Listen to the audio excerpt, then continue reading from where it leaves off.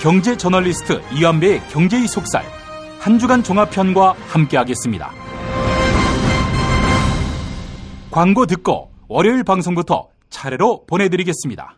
야, 근데 홍어가 진짜 그렇게 몸에 좋아? 아이, 끝내준다니까. 근데 비싸지? 열나 싸고 열나 맛있는 홍어가 있다니까. 어디? 알싸한 홍어.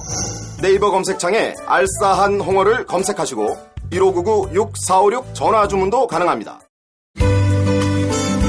노력한 만큼 내어주는 자연, 그 자연의 마음을 알기에 정성농장 홍삼. 검색창에서 정성농장 홍삼을 검색해주세요. 010-9754-6972. 다이어트 해야 하는데 좀 간단한 방법 없을까? 다이어트 전용 그린 스무디로 하루 한두 끼만 맛있게 바꿔 드시면 끝! 1522-6648 또는 비타샵을 검색해주세요. 허리가 아파요. 아랫배가 나와요. 골반이 바로 서야 건강도 아름다움도 바로 섭니다. 바디로직을 입으세요. 토크밴드의 입체적인 탄력이 틀어진 골반을 바로잡습니다. 간편하고 확실한 골반 교정 타이즈 바디로직. 화요일 방송분입니다. 민중의 소리 이완배 기자와 함께하는 경제의 속살. 이완배 기자 만나겠습니다. 이완배 기자님. 네, 안녕하십니까. 예. 주말에 강원도 잘 다녀오셨습니까? 네, 잘 다녀왔습니다. 예. 아유, 너무 좋았겠어요. 예, 저희 또 아는 사람도 만나서 저녁에 술도 한잔하고요. 예. 즐겁게 보내다 왔습니다. 아이고, 그렇습니다. 네. 아유, 저도 빨리 대선 끝나고 동해바다를 보러 가야 되는데 말입니다. 네. 예, 예. 좀 쉬셔야죠, 정말로요. 정말 바다의 그 찌릿한 향내를 느낀 지가 너무 오래된 것 같습니다. 쉬시기도 전에 그 국토교통부는 어떻게 하시려고요? 아이고, 글쎄 말입니다. 이 또 네. 국가가 또 저를 부르는데 이거 어떡하죠? 예. 예전에 그 전유성 선생이 바다가 나를 부른다 하면서 막 뛰어들어가서 바다에 몸을 던졌는데 나와서는 또 이런 말씀을 했다고 합니다. 네. 야, 바다가 날 안 불렀대. 예, 그 말입니다. 예. 네. 자, 오늘 어떤 얘기 해볼까요? 예, 주말 내내 이제 유력 대선 후보들에 대한 뉴스가 되게 많았었죠. 예. 저는 주로 경제하고 노동 관련 뉴스를 훑어보는데요. 예. 좀 눈에 띄기도 하고 굉장히 염려가 되는 대목이 있어서 그 이야기를 소개를 해드리려고 합니다. 예. 제가 그동안 그 안철수 후보하고 국민의당에 대해서요. 어찌됐건 범야권의 일원의 범죄에 있었기 때문에 이 두 범죄에 대해서는 언급을 방송에서 안 해왔습니다. 예. 그런데 솔직히 말씀드리면 안철수 지지자분들께는 상당히 죄송하지만요. 저는 안철수라는 인물에 대한 신뢰도가 굉장히 낮습니다. 저는 근본적으로 비즈니스맨 출신, 자본가 계급 이런 출신들이 정치 지도자가 되는 것에 대해서 반감이 되게 강한 편이에요. 왜냐하면 아무리 사람이 바뀌려고 해도요. 자본가 계급에서 몸을 담고 노동자를 부려본 사람들은 오너, 지배자 이런 역할을 했던 사람들은요. 예.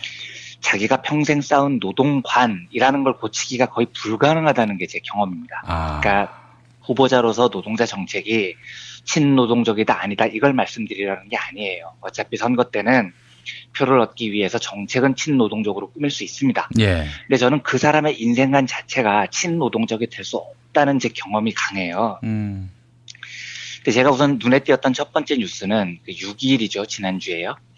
프레스센터에서 관훈 토론이 있었던 모양인데 제가 이 뉴스를 뒤늦게 봤는데 안철수 후보가 최저임금을 2022년 정도에 1만 원으로 만드는 게 적절하다 이렇게 발언을 했다는 보도가 나오더라고요. 예.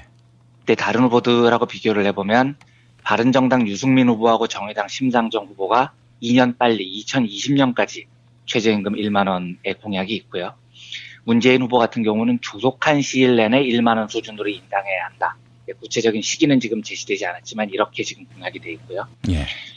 정호희 대표님께서 한번 비교를 해주셨지만 민중연합당 김선동 후보는 내년에 바로 1만 원 인상을 파격적으로 제시를 했고요. 근데 저는 물론 최저임금을 빠른 속도로 인상하는 것에 대해서 동의를 합니다. 그런데 실현 가능성 같은 걸 고려를 해서 1만 원에 도달하는 시기가 언제이냐에 대해서는 차이가 있을 수 있다는 것도 이해를 합니다. 언제가 1만 원이 적절하냐는 건 연구와 합의를 해봐야 될 것 같긴 해요. 예. 근데 제가 굉장히 거슬렸던 대목은 안철수 후보가 올해 최저임금이 6,470원인데 점진적으로 올리는 것이 옳다. 이렇게 말하는 대목입니다. 그러니까 이 말이 무슨 뜻이냐면 올리는 건 맞는데 기업 사정을 봐가면서 올리자. 속도를 늦추자. 지금 이런 이야기를 하고 있는 거죠. 예. 2020년이면 5년 뒤입니다. 그래서 이거는 사실 매년 최저임금 오르는 인상폭만 놔둬도 이때는 1만 원이 됩니다. 그러니까 지금까지 하던 대로 평균 인상률 정도만 올리자 이런 이야기고요. 예. 최저임금을 대폭적으로 올릴 생각이 없다는 이야기의 다른 말이기도 합니다. 그래서 알바노조가 아주 짧은 성명을 냈죠. 안철수 후보의 2022년 최저임금 1만 원 공약에 붙여 대선도 2022년에 나오십시오. 이런 짧은 이제 반발 성명을 냈습니다. 네. 예. 물론 저는 최저임금 1만 원 달성 시기가 2020년은 말도 안 되게 늦다고 봅니다. 그런데 제가 오늘 드리려는 말씀은 이 시기가 적정하냐 이런 문제가 아니고요. 노동을 바라보는 관점을 말씀드리고 싶어서입니다. 그러니까 안철수 후보가 점진적 인상안을 들고 나온 것, 기업 사정을 봐줘야 된다라는 마인드가 깔려 있는 것, 이거에는 어떤 정서가 있냐면 안철수 후보의 머릿속에 임금은요. 이 사람은 기업 경영을 해본 사람이니까요. 임금의 정의가 비용이라고 생각을 하는 겁니다. 비용의 입장으로 보는 관점의 제일 큰 문제는 뭐냐면 비용은 언제든지 줄일 수 있다라고 보는 사고가 내재돼 있어요. 이건 전형적인 경영자의 입장입니다. 노동자의 입장이 전혀 반영돼 있지 않는 거죠. 그리고 저는 근본적으로 임금을 비용으로 보고 경우에 따라서 줄일 수 있다. 이런 철학 자체에 대해서 근본적으로 저는 동의하지 않습니다. 제가 작년 초반에 방송 초기에 이런 말씀을 한번 드린 적이 있는 것 같은데요. 이렇게 생각을 한번 해보겠습니다. 누군가가 TV를 만들어서 파는 회사 사장이에요. 그런데 TV를 만들어서 팔 때는 원가라는 게 당연히 있겠죠.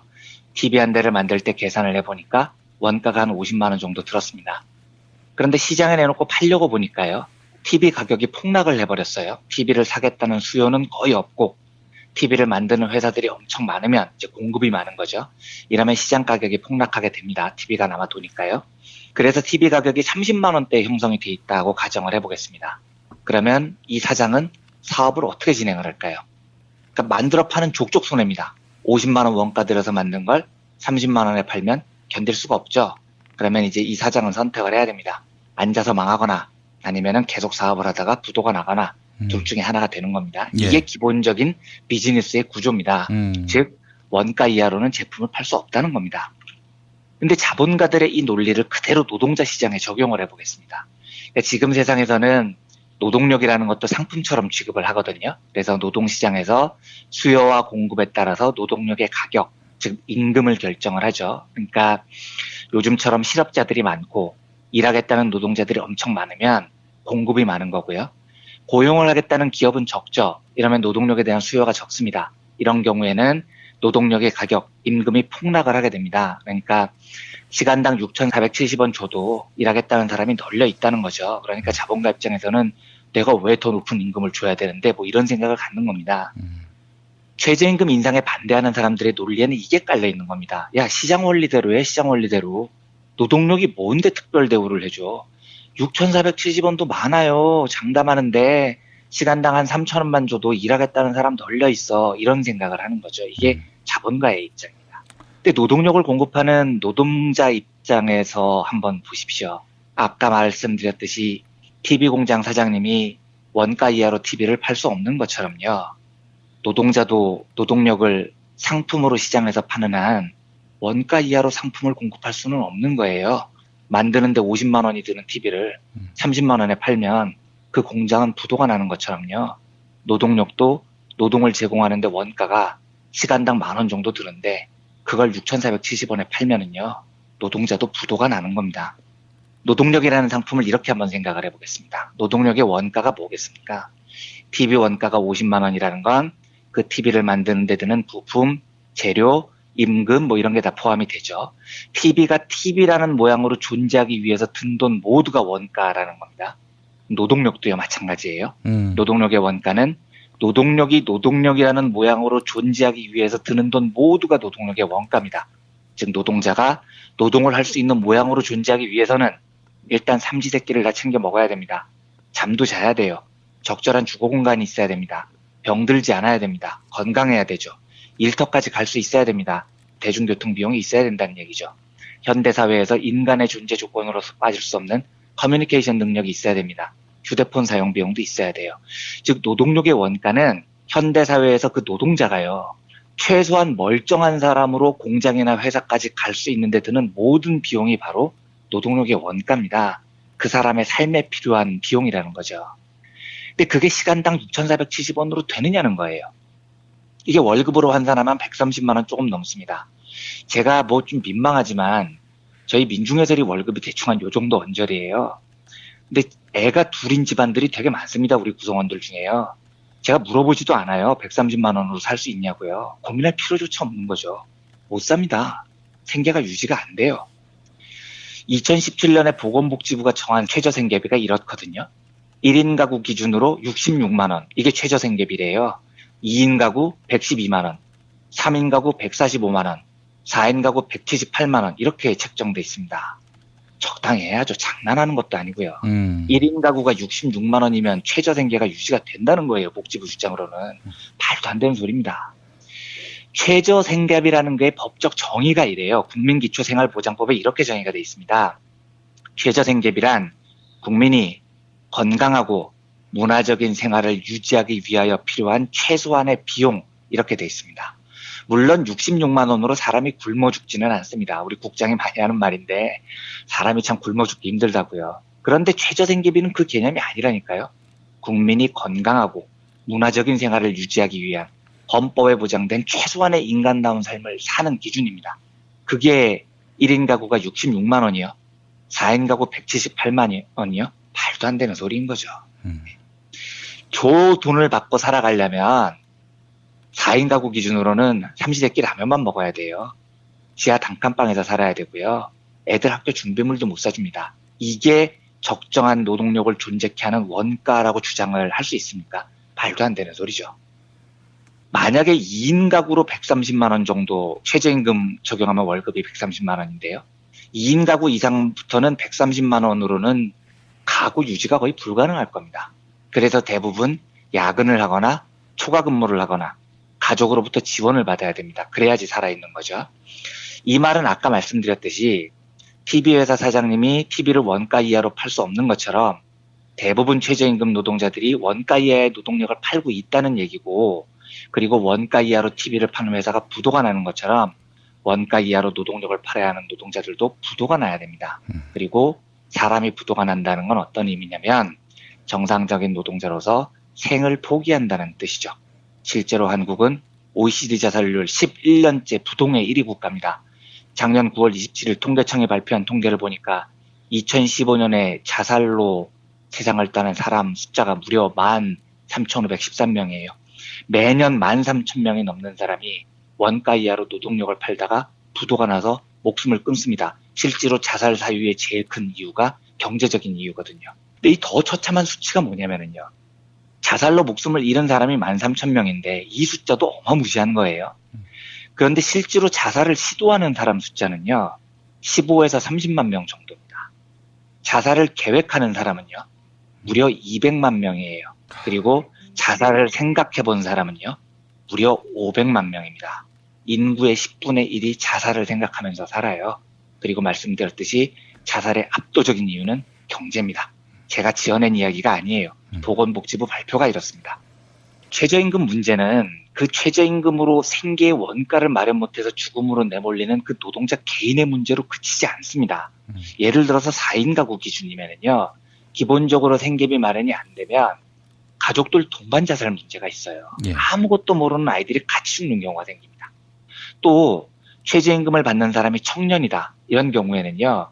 대부분 이런 사람들은 부모가 가난합니다.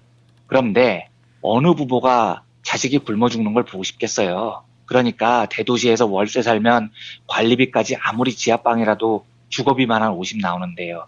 이러면 부모가 또 없는 지갑에서 지원을 해줘야 됩니다. 예. 즉 청년층의 최저임금이 낮으면 가족들이 전부 다 빈곤으로 물려 들어가는 도미노 현상이 벌어진다는 겁니다. 안철수 대표가 2022년까지 최저임금을 점진적으로 올리는 게 옳다 이 발언을 보면서 저는 이 사람이요. 노동 자체를 이해를 못하는구나 하는 느낌이 오더라고요. 왜냐하면 안철수의 기본 개념은 최저임금을 급격하게 올리면 기업에 부담이 된다는 논리잖아요.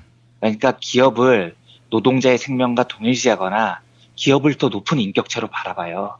기업이 살아야 노동자도 사는 거지. 전형적인 이 자본의 마인드에서 못 벗어나고 있는 겁니다. 물론요, 현실적으로 보면 최저임금을 급속도로 올리면 영세상공인들 부담이 커지죠. 하지만 사람의 시선이라는 게요. 근본적으로 기업이 아니라 사람, 노동에 박혀 있으면은요, 대책을 강구하게 돼요. 영세상공인들의 경우에는 카드 수수료를 대폭 인하하자거나, 법인세 과표 기준을 확 완화한다거나, 금융비용을 대폭 낮춰준다거나, 최저임금을 인상해준 자영업자들에 대해서 세제 지원을 한다거나, 그리고 근본적으로 자영업자들을 괴롭히는 골목상권을 침해하는 재벌을 규제한다거나, 지금 고용보험기금이 꽤 쌓여 있거든요. 이 돈으로 영세 자영업자들이 알바들한테 주는 임금을 지원해 준다거나, 해법을 찾아보면 무궁무진합니다. 이걸 찾게 돼요. 이 근본적으로 노동자들을 바라보는 시선이 노동자들을 이해하는 시선이라면 노동자들을 살게 해주고 해법을 찾자는 시각을 갖게 됩니다. 지금 재벌들의 현금 보유고가 600조가 넘습니다. 그런데 기업 살리겠다고 1년에 500만 명이 자살을 생각하는 이 처참한 현실을 그냥 두고 본다는 건 그 후보는 철학이 너무 노동하고는 다른 곳에 있다는 반증인 겁니다. 지금이야말로요, 자본가의 시각이 아니라 노동의 시각에서, 그리고 인간의 시각으로 경제를 바라보는 저는 대전환이 절박하다고 필요합니다. 그러니까 노동에 드는 돈을 비용이라고 생각하고 줄일 수 있다고 생각하는 사람이 아니라 그 노동을 하는 사람들의 가치 먼저 쳐다보는 그 사람이 필요한 거죠. 한 가지만 더 덧붙여서 말씀드리겠습니다. 예. 최근에 나왔던 뉴스 중에 정말 좀 거슬렸던 또 하나의 대목이 뭐였냐면요, 안철수 후보가 와튼스쿨 출신이라는 걸 부각시킨다는 대목이었습니다. 이게 연합뉴스하고 대구매일신문의 인터뷰에 이런 대목이 나오더라고요. 대통령이 되면 어느 나라부터 방문할 계획이냐 이렇게 물어봤더니 안철수 후보가 일단은 미국이 제일 먼저다. 동맹국가고 다른 나라에 비해 트럼프 대통령은 취임한 지 얼마 안 돼서 빨리 외교관계를 정립할 수 있는 기회라고 본다. 여기까지는 그래요. 근데 트럼프 대통령은 저와 같은 와튼 출신이고 같은 비즈니스맨 출신이다. 이렇게 대답을 합니다. 근데 미국에 먼저 방문할 수 있어요. 저는 생각이 다르지만 그건 후보의 외교 철학의 문제니까요. 그런데 트럼프하고 나하고 같은 와튼 출신이다. 비즈니스맨 출신이다.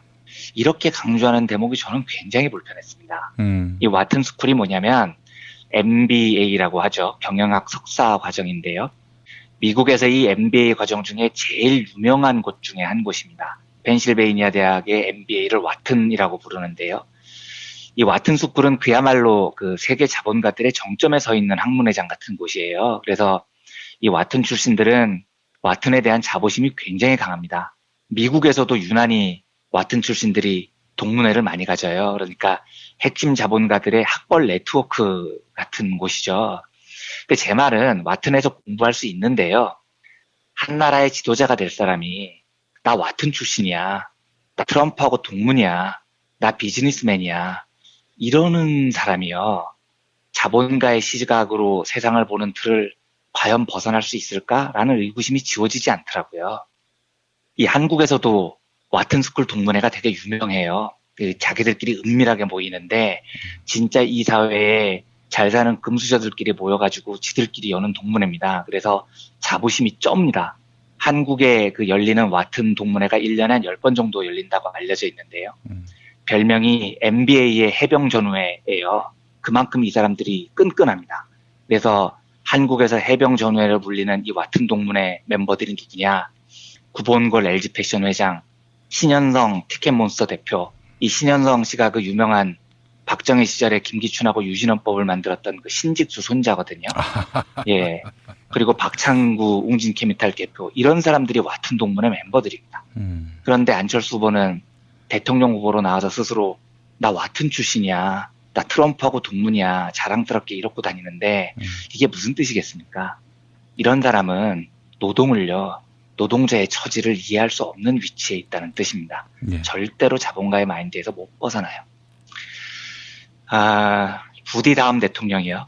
노동을 마음으로 존중하는 분이 되기를 원합니다. 그리고 최저임금 인상에 대한 견해나 와튼스쿨 출신이라는 걸 자랑하는 안철수 후보에 대해서는 안타깝지만 저의 평가는 이런 분은 결코 노동을 존중할 수 없다는 평가를 내릴 수밖에 없어요. 예. 부디 노동이 존중받는, 노동자의 삶이 존중받는 세상이 조금 더 빨리 오기를 바라는 마음으로 안철수 후보의 이 두 뉴스에 대해서 평가를 드려봤습니다. 예.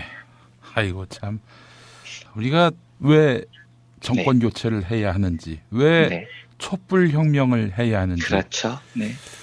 근본적으로 되묻게 되네요. 예. 그렇습니다. 그렇습니다. 이걸 똑같이 노동자들을 과거처럼 비용으로 생각하는 사람이 대통령이 되는 세상이 오면 글쎄요. 우리가 4개월 동안 뭘 했는지 참 많이 안타깝겠죠. 그 죽 서서 개 준다는 말하고 뭐가 달라요? 제가 그 말을 하고 싶었었는데요. 예, 그렇습니다. 어제 제가 보니까 제가 그 문재인 후보는 폐쇄적이다. 네. 문재인을 위해서 내가 촛불을 들었나 뭐 이런 얘기를 제가 했대요. 어디서. 정말요? 하도 제가 떠들고 다닌 데가 많아가지고 그런 말을 했나. 근데 그런 생각을 한 적이 없는데. 네, 저도 전혀 기억이 없는데요. 네. 저는 그런 말을 한 기억이 없고 또 그런 말을 했던 분한테 물어보니까 다른 사람이 얘기한 걸 제가 얘기한 걸로 착각해서 얘기했다고 하는데 아무개를 위해서 촛불을 들었나. 그 아무개는 딴 사람입니다. 딴 사람이 있어요. 저 누구라고 얘기는 안 하겠습니다만. 하여간 노동을 존중하지 않는 나라. 사람 값을 개값으로 여기는 사람을 위해서 전 촛불을 들어본 일이 없습니다. 그렇습니다. 아마 모든 분들이 그랬을 거라고 믿습니다. 저는. 자, 이완배 기자님 수고하셨습니다. 네, 감사합니다. 정권 교체를 함께 염원하는 판촉물 쇼핑몰 네피알, 기념품, 답례품, 기왕이면 네피알로 인터넷 검색창에 입력하시거나 032-519-4800으로 전화하세요. 카카오톡 아이디는 네피알. 현대인의 몸에 있는 독, 어떻게 치유할까요? 아로니아라는 열매에 강력한 효과가 있습니다. 검색창에서 장봉근 아로니아를 찾으시고 1522-1194로 하시면 됩니다. 대한한의사협회장 김필건입니다. 우리에게는 중국을 능가하는 한의학이 있습니다. 정부의 의지만 있다면 한의학으로 세계 의료 시장을 선도할 수 있습니다. 국민과 함께하는 한의학, 대한민국의 미래를 만듭니다. 수요일 방송분입니다. 민중의 소리 이완배 기자와 함께하는 경제의 속살. 민중의 소리 이완배 기자 만나겠습니다. 이완배 기자님. 네, 안녕하십니까. 자, 오늘 어떤 얘기 해볼까요? 방송 들으시는 분들 기준으로는 엊그저께겠죠. 4월 10일에 안철수 후보가 규제 프리존 법에 대해서 찬성 입장을 밝혔다는 그 보도에 대해서 말씀을 드리려고 합니다. 그렇지 않아도 앞선 시간에 찌라시님이 열분을 토했던 사안이기도 한데. 그런가요? 그렇지만은 이완배 기자님의 시선으로 이 문제 한번 짚어봤으면 좋겠다는 생각도 들고 굉장히 중요한 문제 아닙니까 이게? 네, 제가 그 브리핑을 드리겠습니다만 이 뉴스를 보는 순간에 이건 좀 너무 나갔다 싶었습니다. 그러니까 제가 한때 그래도 국민의당이 야권이었고요. 그리고 저하고 생각은 완전히 다르긴 하지만 안철수라는 정치인이 박근혜 정부를 비판하는 입장의 정당 대표였던 걸 제가 믿었거든요. 근데 제가 착각했다 생각이 이제 들더라고요. 그러니까 지금 국민의당과 안철수 후보가 재벌들의 수건 산업이었죠. 규제 프리존법 통과를 주장했다는 건데 이러면 이제 진보 진영하고는 저는 루비콘강을 건넜다고 생각을 합니다. 그리고 진보 운동 진영의 일원이라고 스스로를 생각하는 사람으로서 지금부터는 안철수 후보에 대한 모든 예의를 철회를 할 생각입니다. 이렇게 나온다면 이쪽도 안철수를 이명박, 박근혜하고 동급으로 대하고 거칠게 싸울 수밖에 없습니다. 실제로도 이 규제 프리존이라고 하는 것이 박근혜가 싼 똥인데 그렇지 않습니까? 그렇습니다. 네. 그러니까 우선 일단 제가 기사부터 좀 소개를 해드리겠습니다. 이게 10일이죠. 중국 대학 상공회의소에서 안철수 후보가 특강을 열었습니다. 이 제목이 공정성장과 미래 이렇고요. 거기서 지금 규제 프리존법이 국회에 있는데 저를 포함해서 이게 안철수입니다. 저를 포함해서 국민의당은 통과시키자는 입장이다. 민주당에서는 막고 있다. 이렇게 발언을 했고요. 규제는 개혁해야 하지만 감시는 강화해야 한다. 이런 발언도 했습니다. 4차 산업혁명 시대에 많은 신기술들을 활용할 여러 가지 가능성이 많은데 규제가 발목을 잡는 부분들이 굉장히 많다. 이렇게 발언을 했고요. 제가 제일 황당했던 대목은 여기입니다. 규제는 철폐해야 한다. 다만 환경과 안전 관련 규제는 강화해야 한다. 이렇게 발언을 했다는 거예요. 그러면서 더불어민주당이 규제 프리존법을 막고 있는 이유가 있을 것이다. 특별한 이유가 없다면 저는 통과시키는 것이 옳다고 생각한다. 이렇게 발언이 정리가 됐습니다. 저는 처음에 제가 이걸 읽으면서요. 제가 뭘 잘못 읽은 줄 알았어요. 그래서 진짜 한참 들여다봤습니다. 예. 왜냐하면 정치인으로서 규제를 풀어야 한다. 말할 수 있습니다. 또 정치인으로서 규제 프리존법을 통과시키자고 주장할 수도 있어요. 저는 반대하겠지만요. 예. 그런데 황당한 건요. 같은 장소, 같은 강연회에서 같은 사람이 안철수 후보가 뭐라고 이야기를 했냐면 규제 프리존법을 통과시키자. 그런데 환경과 안전을 위한 규제는 더 강화하자. 이렇게 주장을 했다는 겁니다. 예. 그러니까 이게 처음에 웃기려고 한 말이었나 아니면 내가 뭘 좀 잘못 읽었나 진짜 한참을 들여다봤습니다. 예. 왜냐하면 규제 프리존 법이라는 법 자체가요. 예. 말 그대로 규제가 프리한 법입니다. 프리가 없다는 뜻이거든요. 그러니까 규제가 없는 지역을 만들겠다는 법인 거예요. 예. 그런데 이 규제가 프리한 규제의 무풍지대를 만들어 놓는 법을 통과시키자고 해놓고 환경과 안전을 위한 규제는 강화를 하겠다는 겁니다. 무슨 수로 강화하겠다는 겁니까? 규제 프리 지역을 만들어 놓고요. 그러다 보니까 황당한 뉴스 제목들이 나옵니다. 이게 뉴스앤뷰스 보도 제목이 이렇던데요. 예. 거의 코미디입니다. 기사 제목이요. 안철수, 규제는 철폐하고 환경 안전 규제는 강화해야. 지금 벌써 말이 앞뒤가 안 맞잖아요. 말이 안 되는 제목이 뽑혀 나오는 겁니다. 예. 규제 프리존 법이라는 게 바로 그 환경과 안전을 위한 규제를 없애자는 법이에요. 그런데 그 법을 통과시켜놓고 어떻게 환경하고 안전 규제를 강화하겠다는 겁니다. 일단 이 규제 프리존법이라는 걸 뭔가를 살펴보기에 앞서서요. 김용민 PD님도 말씀해 주셨지만 이 법의 배경이 이렇습니다. 이 법은 노동관계 악법과 함께 박근혜 정부가 목숨을 걸었던 법이에요. 그리고 재벌들이 박근혜 전 대통령한테 부디 노동개혁법하고 이 법은 꼭 임기 내에 통과시켜주세요라고 간청을 거듭했던 법안입니다. 예. 그래서 지금 상당한 혐의는 재벌들이 돈 내고 이 법을 통과시킨다는 걸 딜했다는 지금 혐의가 있는 거죠. 원래 재벌들이라는 존재가 그래요. 돈 되는 일이면 환경, 안전 다 휴지통에 처박아 버립니다. 그 재벌들의 수건 법안이 이 법이었다는 이야기인데요. 그러면 재벌들이 왜 이 법에 목숨을 거느냐면요. 규제 프리존 법이라는 게 이렇습니다. 지역경제 발전을 도모한다. 요런 명목만 있으면은요. 전국 14개 지자체에서 27개 전략사업으로 선정만 되면 이 산업에 대해서는 규제를 거의 없애버려요. 그야말로 규제가 프리해집니다. 예. 그래서 특정 산업이 지역 전략 산업 이렇게 선정만 되면 요 분야에 진출한 기업은 규제는 아예 없고요. 각종 세금 혜택에 돈도 되게 싼 이자로 빌려준다는 겁니다. 근데 제일 큰 문제가 뭐냐면은요. 안철수 후보가 규제 프리존은 통과시키지만 환경과 안전 규제는 강화하겠다는 말도 안 되는 소리를 했잖아요. 예. 그런데 규제 프리존의 혜택자로 선정이 되면요. 환경, 안전, 이 규제도 다 피해나갈 수가 있다는 겁니다. 예. 원래 환경이나 안전을 위한 규제는 여러 다양한 법률에 의해서 규제가 됩니다. 예. 환경법이나 그린벨트법이나 식품안전법 이런 것들에 의해서요. 그런데 이번에 국회에 제출된 규제 프리존 특별법이 어떻게 되어 있냐면 예. 제가 그대로 읽어보겠습니다. 이 법은 규제 프리존에 적용되는 규제 특례를 적용하는 경우 다른 법령보다 우선하여 적용한다. 이렇게 적혀 있습니다. 그러니까 이 법에만 걸리면 혜택에만 걸리면 다른 각종 규제 법안은 적용이 불가능해져 버립니다. 규제 프리존법이라는 게 법률이 정한 모든 규제를 뛰어넘는 절대법, 상위법 역할을 해버려요. 그러면 어떻게 되느냐? 규제 프리존법이 통과되면은요. 그동안 다양한 법으로 규제가 되어 왔습니다. 절대농지, 그린벨트, 자연환경지구, 계획관리지역, 녹지, 보존산지 이런 데에서는 공장이 못 들어서게 돼 있습니다. 여러 법에 의해서요. 예. 그런데 이 규제가 거의 없어집니다. 이게 무슨 뜻일까요? 당연히 환경이 훼손된다는 뜻이에요. 그렇죠. 예. 그린벨트에 공장 박아놓고 환경이 훼손 안 된다는 게 말이 됩니까? 마치 그 물을 가둬놓고 수질이 네. 나아질 것이다라는 그러니까요. 이야기 네. 같은 거죠. 네, 그러니까요. 녹지에 공장을 박아놓고 어떻게 환경이 보존이 되는데요. 그런데 안철수는 규제 프리존법을 통과시키고 환경 규제를 강화하겠대요. 무슨 수로 할 건데요? 무슨 수로요? 네. 그러니까 이건 동그란 네모 같은 형용 모순이라고요. 애초에 말 자체가 성립을 안 하는 겁니다. 또요, 어떤 기업이 이제 새 사업에 진출했을 때요, 신제품이 나오죠.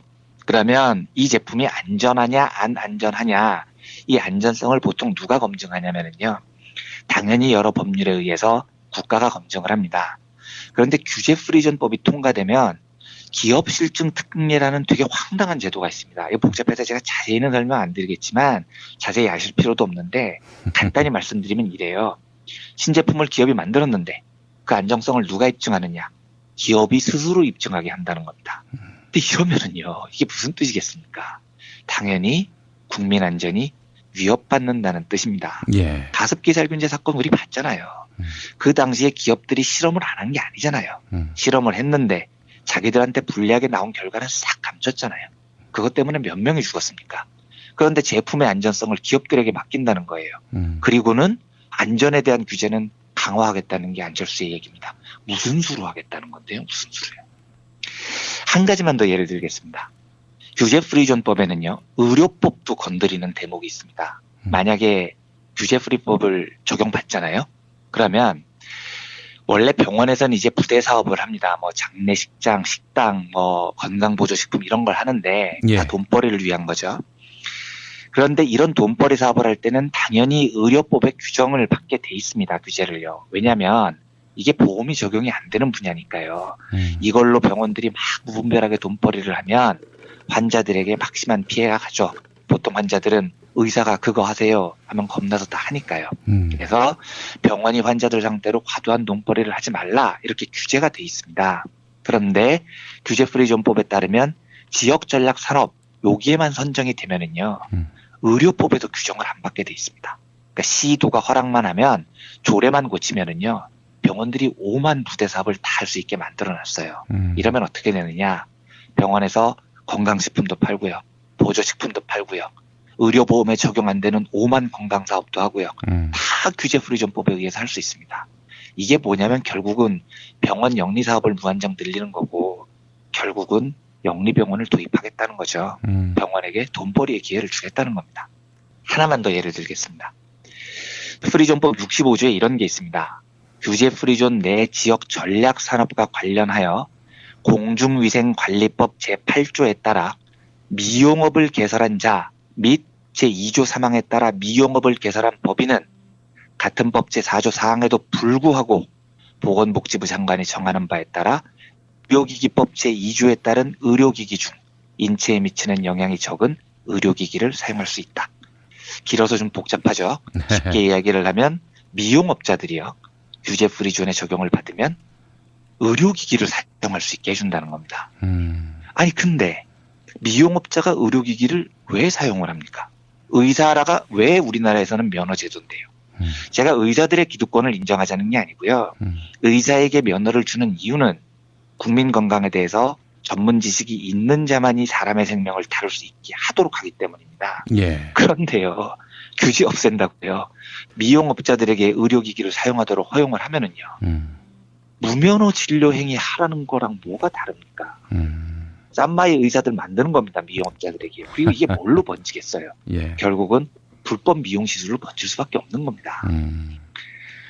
제가 얼마 전에 그 세월호 사건을 이야기하면서 우리가 규제를 대하는 근본적 태도에 대해서 한번 말씀을 드린 적이 있는데요. 예. 제가 느끼는 규제가 있다면 예. 풀어야 되겠다고 생각을 할 수도 있어요. 그런데 풀어야 되겠다고 생각한다면 그 규제가 어떤 규제인지를 놓고요, 토론을 거쳐야 됩니다. 이게 필요한 규제인지 아닌지, 없어도 되는 건지 여러 시민사회의 의견을 들어보고요, 정말로 별 필요도 없고 기업 활동에 방해가 되면 그거 하나를 규제를 없애면 되는 겁니다.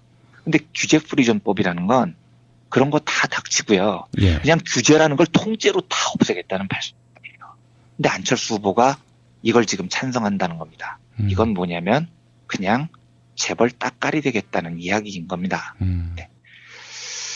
제가 좀 근본적인 이야기를 다시 한 번 더 드리고 싶습니다. 이명박이 그랬죠.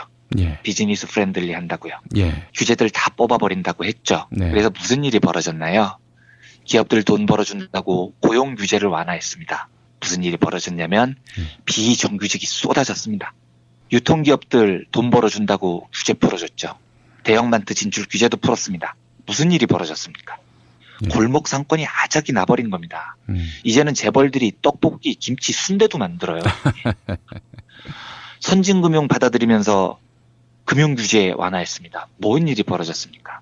저축은행 사태로 수천 명, 수만 명의 피해자들이 벌어진 겁니다. 정말로 더 처참한 이야기는 이거예요. 이명박이 2008년에 해양운송사업 활성화 이거 한다고 선방 연령규제를 완화해버렸어요. 무슨 일이 벌어졌습니까? 일본에서는 운항이 금지된 노후선박 세월호가 수입이 돼서 재활용이 돼서 운항을 한 겁니다. 그리고 침몰을 해요. 그런데 안철수는 하필이면 세월호가 1089일 만에 무트로 올라온 그 다음 날이에요. 하필이면 그날을 골라서 규제 프리존법을 통과를 하겠다고 난리를 친 겁니다. 이게요, 세상을 떠난 아이들과 유족들에 대한 기본적인 예절이 없는 겁니다. 서로 이 법을 찬성을 한다 하더라도요. 안철수가 비즈니스 플랜들이 하겠다고 규제 프리존을 도입하겠다는데 결국은 같은 비즈니스맨 출신 이명박하고 똑같은 길을 걷겠다는 거죠. 저는 안철수가 재벌들 뒷배를 봐주면서까지 보수표를 흡수하고 싶은 모양이라고 보입니다. 그렇게까지 해서 대통령이 되고 싶은지는 모르겠습니다만 대한민국의 이명박 같은 대통령은 한 명으로 족합니다. 규제 프리존법 통과를 주장하는 안철수를 보면서 저는 정말 확신했어요. 저 사람은요 더 이상 야권의 일원이 아닙니다. 스스로 재벌 따까리의 길을 선택을 한 거예요. 그렇다면 저는 이걸 진보운동 진영에게 하는 선전포고로 받아들일 수밖에 없습니다. 그래서 저는 이 기사를 보면서 이제부터는 상당히 거친 언어로 안철수와 국민의당을 재벌 이중대로 규정을 하고 시각이 바뀌기 전까지는 아주 거칠게 싸워나갈 생각입니다. 안철수 후보가 이 시각을 버리지 않는다면 진보 진영하고는 루비콘강을 건넜다는 사실을 분명히 해두고 싶어서 오늘 이 뉴스를 말씀드렸습니다. 예. 참. 이명박 씨가 2011년에 했던 말이 이렇습니다. 네. 안철수 현상. 당시에는 신드롬처럼 번졌지 않습니까? 네. 안철수 현상에 대해서 이제 기자가 물어보니까, 안철수 현상. 올 것이 왔다라고, 생각이 들었다. 예. 정치권이 안철수 현상에 대해서 깊은 반성을 해야 한다. 그 당시에는 이 인간이 이제 유체이탈이 거의 말기 수준에 이르렀다라고 생각을 했는데 따지고 보니까 그게 아니에요. 자기하고 딱 맞는 사람이 그러니까요. 인기를 얻으니까 이거 흐뭇했던 모양이죠. 매우 흐뭇했던 거고 보람됐던 것이고 그거였던 거죠. 미치고 환장하겠네요. 예. MB하고 똑 닮은 안철수. 그렇습니다. 지금 이 규제 프리존법에 대한 시각을 보면 저는 MB하고 다른 점을 전혀 찾지를 못하겠어요. 알겠습니다. 참 안철수 후보가 맹성했으면 좋겠다라는 말씀도 드리고 싶지만 기본적으로 성찰을 하고 이 규제 프리존을 밀어붙이겠다 이런 말 한 것 같지는 또 않습니다. 네. 자, 하여간 옥석을 구분하는 능력 우리 유권자들에게 요구되는 바입니다. 지난 대선 때 시민들은 당연히 옥석을 고르는 노력을 하셔야 되고요. 저희 같은 기자들은 이제 거칠게 싸워야죠. 저런 엉터리 시각이 유포되는 것에 대해서요.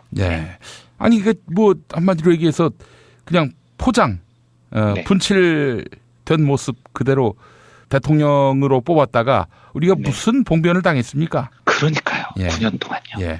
단 한 번도 고행의 길을 겪어본 적이 없고 매서운 민심을 느껴보지도 못한 사람이 그냥 이런저런 바람 타고 대통령 청와대로 간다.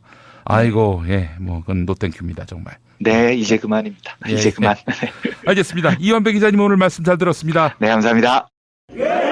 술자리 많은 요즘 3차까지 달린 당신을 위한 필수품.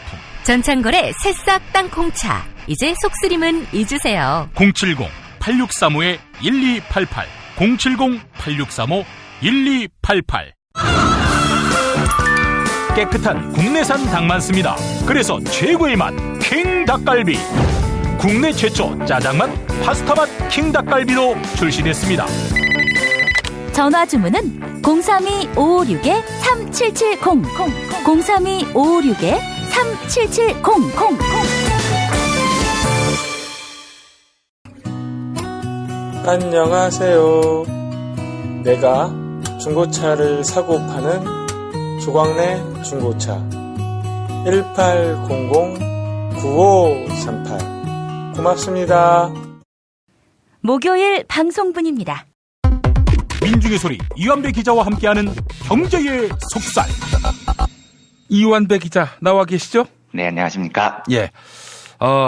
뭐 하루 사이에 엄청난 검증의 쓰나미가 네. 안철수 캠프에 들이닥쳤는데 말이죠. 네. 유치원 그 발언 어떻게 들으셨어요? 예, 그거는 제가 사실은 오늘요. 예. 굉장히 해보고 싶은 뉴스들이 많았어요. 예. 문재인 후보의 사람경제 2017 공약이 오늘 발표가 됐죠. 예, 네. 예. 아주 짧게 점수를 매긴다면 제가 야권 후보여서 드리는 이야기가 아니고요. 예. 최대한 객관적으로 평가를 해보면 기대 이상으로 굉장히 훌륭했습니다. 특히 경제를 바라보는 관점 자체가 매우 뛰어났어요. 예. 그 이야기도 해보고 싶었고 예. 지금 말씀해 주신 그 유치원부터 시작을 해서 안철수 후보의 이 우클릭 현상이죠. 그러니까 거의 이제는 뭐 옛 새누리스러움까지 지금 풍기던데요. 네, 이것도 제가 한번 이야기를 한번 드려보고 싶은 주제였는데 예. 요거는 양해해 주신다면 제가 내일이나 아니면 다음 주쯤에 날을 잡아서 하나씩 따로 말씀을 드리도록 하겠습니다. 좋습니다. 우리 이완배 기자님 말씀 나온 김에 네. 이 안철수 후보 공약을 들여다보면 네. 이거는 박근혜 정권의 정권 재창출이다. 이런 생각을 갖게 만들어요. 네, 뭐 본토 새누리스러움이 느껴져요. 네. 요즘 여러 가지 발언들이. 근데 이유는 분명히 있을 것 같은데 네. 그 이유가 제가 너무 우스운 거죠. 그래서 이 이야기는 제가 따로 한번 날을 잡아서 말씀을 드려보도록 하겠습니다. 자, 그렇다면 오늘 어떤 얘기 해주시게요? 네, 오늘은 그 유권자의 경제학 이런 이야기로 주제를 말씀을 드려볼까 하는데요. 예. 이게 사실은 제가 청취자분들께 제 입장에서는 제일 급한 이야기였습니다. 그러니까 부탁을 드리고 싶은 게 있어서 이 주제를 고른 겁니다. 예. 근데 오늘 주제를 말씀드리기 전에요. 경제학에서 이야기를 하는 재미있는 사례를 한 가지 먼저 소개를 해드리겠습니다. 저희 청취자분들 다 조삼모사라는 고사성어 아시죠? 그러니까 원숭이한테 주인이 도토리를 오전에 3개, 오후에 4개 주겠다고 했더니 원숭이들이 막 짜증을 냈는데 그러면 오전에 4개, 오후에 3개 줄게 했더니 원숭이들이 그제서야 마음이 풀렸다는 이야기죠. 네. 근데 이제 이 고사성어의 주제가 야, 이 멍청한 원숭아입니다. 그러니까 오전에 3개를 받건 4개를 받건 결국은 하루에 7개를 받는 건데 예. 오전에 4개 받았다고 좋아하는 이 멍청한 원숭이가 주제인데요. 경제학적으로는 원숭이들은 전혀 멍청하지 않아요. 오히려 저렇게 해놓고 원숭이를 속였다고 좋아하는 주인이 멍청입니다. 왜냐하면 경제학에서는 시간이라는 개념을 돈으로 환산을 하기 때문입니다. 그러니까 뭐 제가 원숭이라면 이렇게 하는 거죠. 오전에 도토리를 4개를 1개 더 받았으니까요. 네, 그 1개를 은행에 맡겨두는 겁니다. 그러면 오후가 되면 시간이 흘렀으니까 이제 이자가 생기는 거죠. 예. 네, 물론 뭐 오전에 맡겼다고 오후에 이자를 주는 은행은 없지만 이론상 그렇다는 겁니다. 먼저 받으면 시간이 지날수록 그 가치가 불어난다가 이제 경제학의 가르침이에요. 예. 그래서 경제학에서는 이 이자라는 개념을 상당히 중요하게 다룹니다.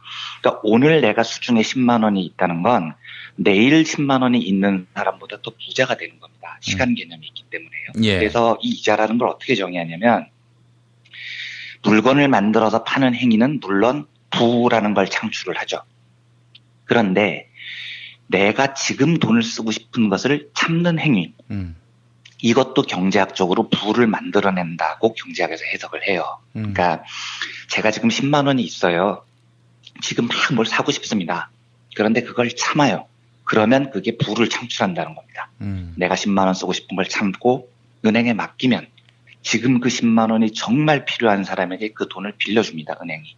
그래서 정말 필요한 사람은 10만 원을 빌려가면서 고마운 마음에 이자를 내죠. 그리고 그 이자의 일부가 10만 원 쓰고 싶은 걸 참았던 사람에게 돌아옵니다. 이게 이제 새로운 부를 창출한다는 금융과 이자의 개념입니다. 예. 근데 문제는 일반적으로요.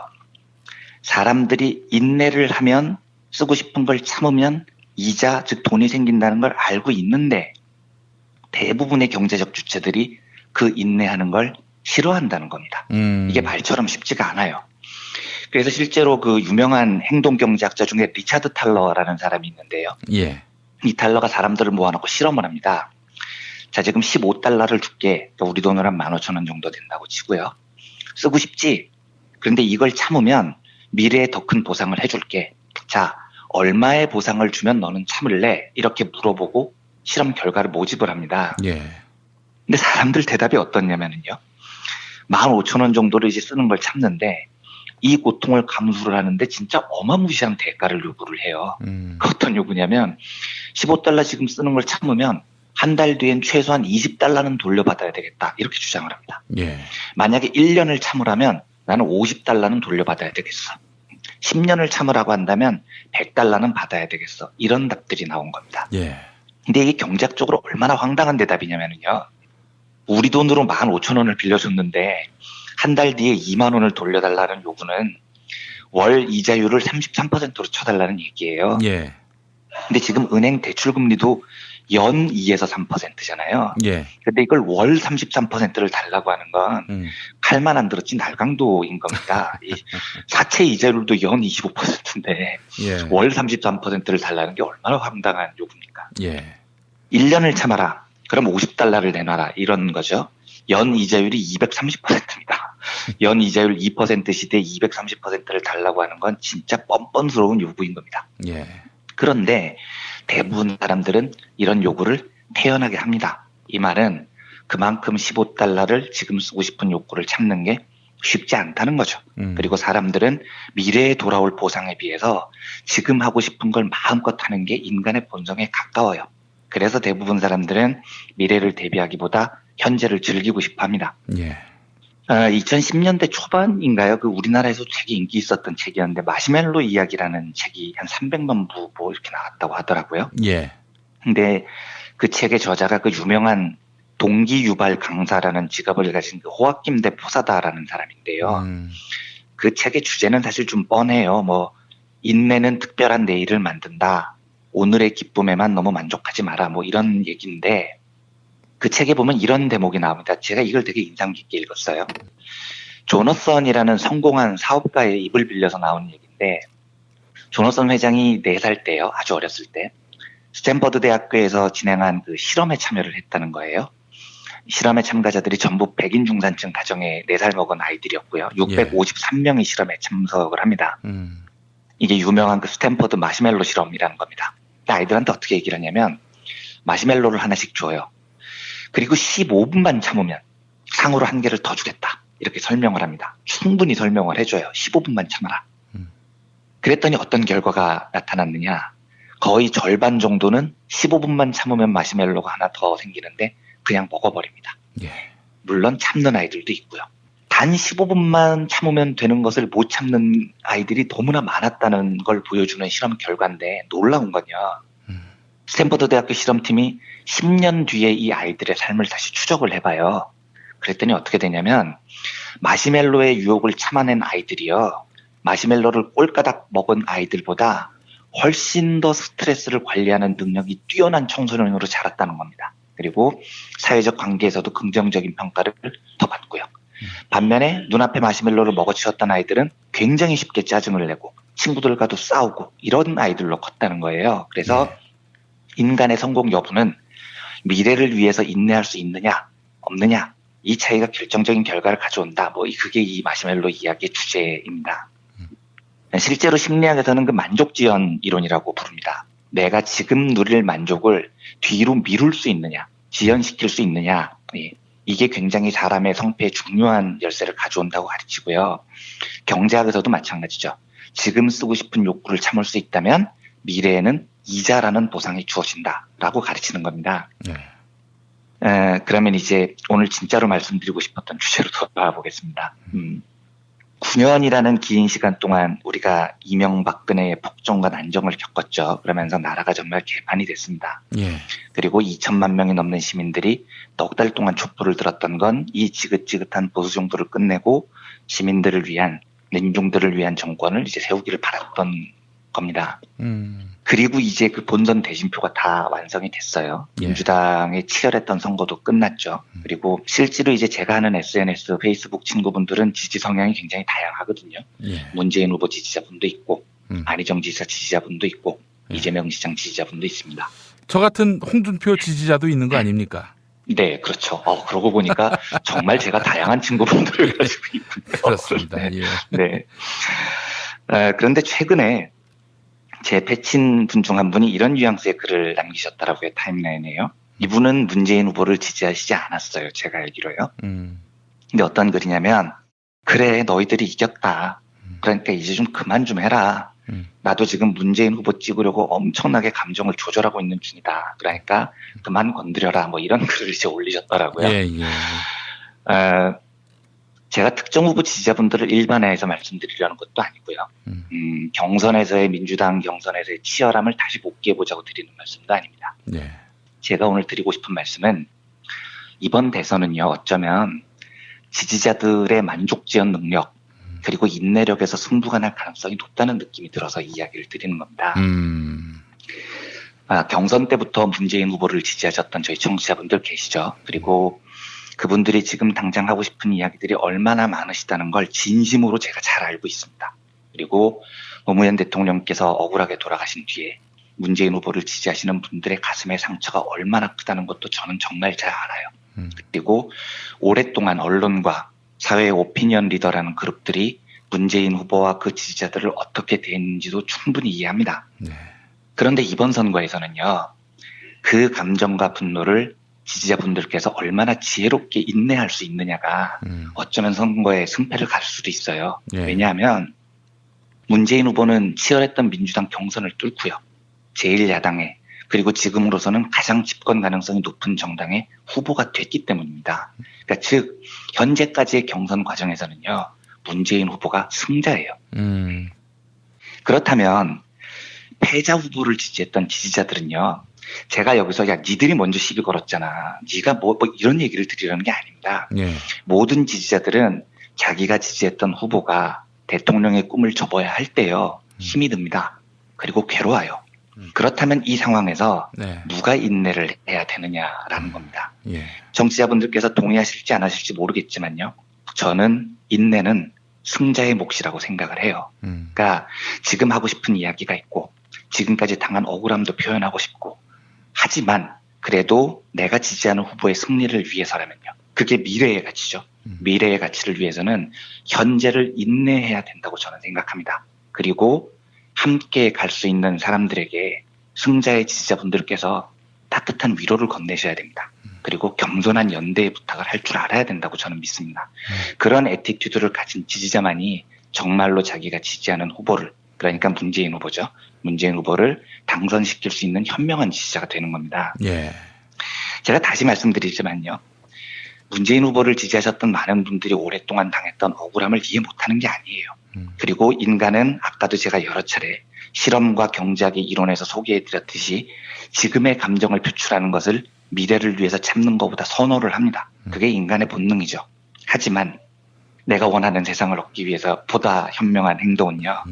감히 말씀드리건대 만족을 지연하고 인내하는 겁니다. 예. 내가 지지하는 후보의 당선을 위해서요. 마케팅 이론을 보면은요. 내 브랜드를 좋아하는 고객의 숫자만 마케팅에서 중요하게 생각하지 않아요. 그 브랜드를 좋아하는 고객의 호감의 강도도 굉장히 중요하게 다룹니다. 그리고 그 호감도가 긍정적으로 퍼질 수 있느냐도 굉장히 중요하게 보죠. 그러니까 지금 여론조사를 하면 전부 1인 1표라는 원칙을 기반으로 여론을 물어보잖아요. 근데 정작 승부에 들어가 보면요.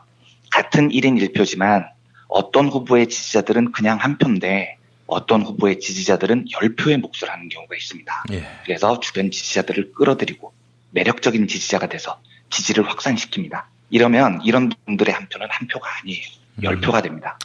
이 차이가 굉장히 큽니다. 제가 대놓고 이야기를 해서 만약에 들으시는 분 중에 문재인 후보를 지지하는 분이 있다면 한 표짜리 지지자가 될 거냐 10표짜리 지지자가 될 거냐 고민을 해보셔야 됩니다.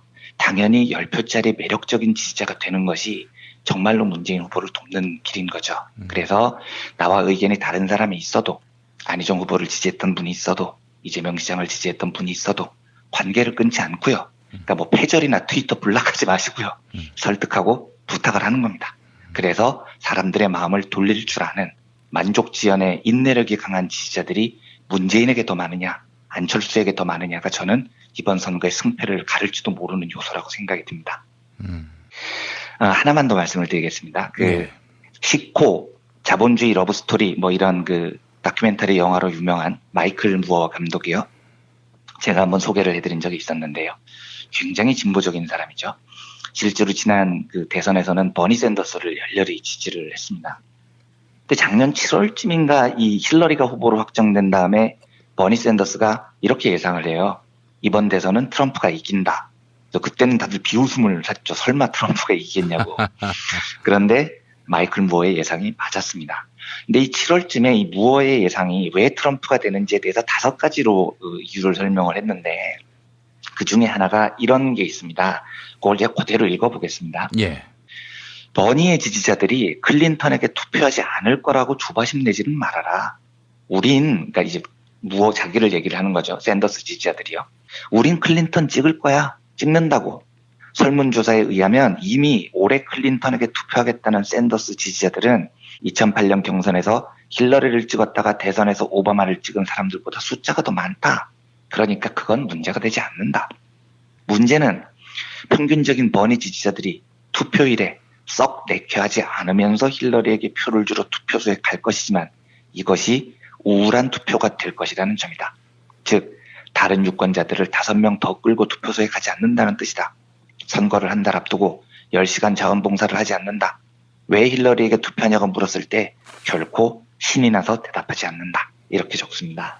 그러니까 힐러리가 버니 지지자들의 표를 대부분 끌어모았다고 좋아했다면 오산이라는 거죠. 실제로 찍어요, 힐러리를. 버니 지지자들은요. 그런데 마지못해 찍는다는 겁니다. 그리고 이런 투표로는 이길 수 없었다는 게 마이클 무어의 예상이었어요. 우리도 마찬가지입니다. 우리가 1년 전으로만 시계를 돌려서요. 한번 기억을 돌아가 보죠. 우리가 작년 4월 민주당이 제1당이 됐었을 때요. 그때 총선을 앞두고 우리 야권 지지자들이 이렇게 사이가 안 좋았습니까? 저는 아니었다고 봐요. 그 당시만 해도 우리가 바라보는 것은 전혀 다른 곳이 아니었습니다. 그런데 지지하는 후보가 생기고 대권이라는 큰 선거를 앞두고 경쟁을 하다 보니까 마음이 갈라섰습니다. 그렇다면 지금 후보가 결정된 시점에서요. 정권 교체를 위해서 신나게 투표하는 사람을 만들기 위해서 가장 현명한 방법은요. 승자 진영의 지지자들이 매력적이 되는 겁니다.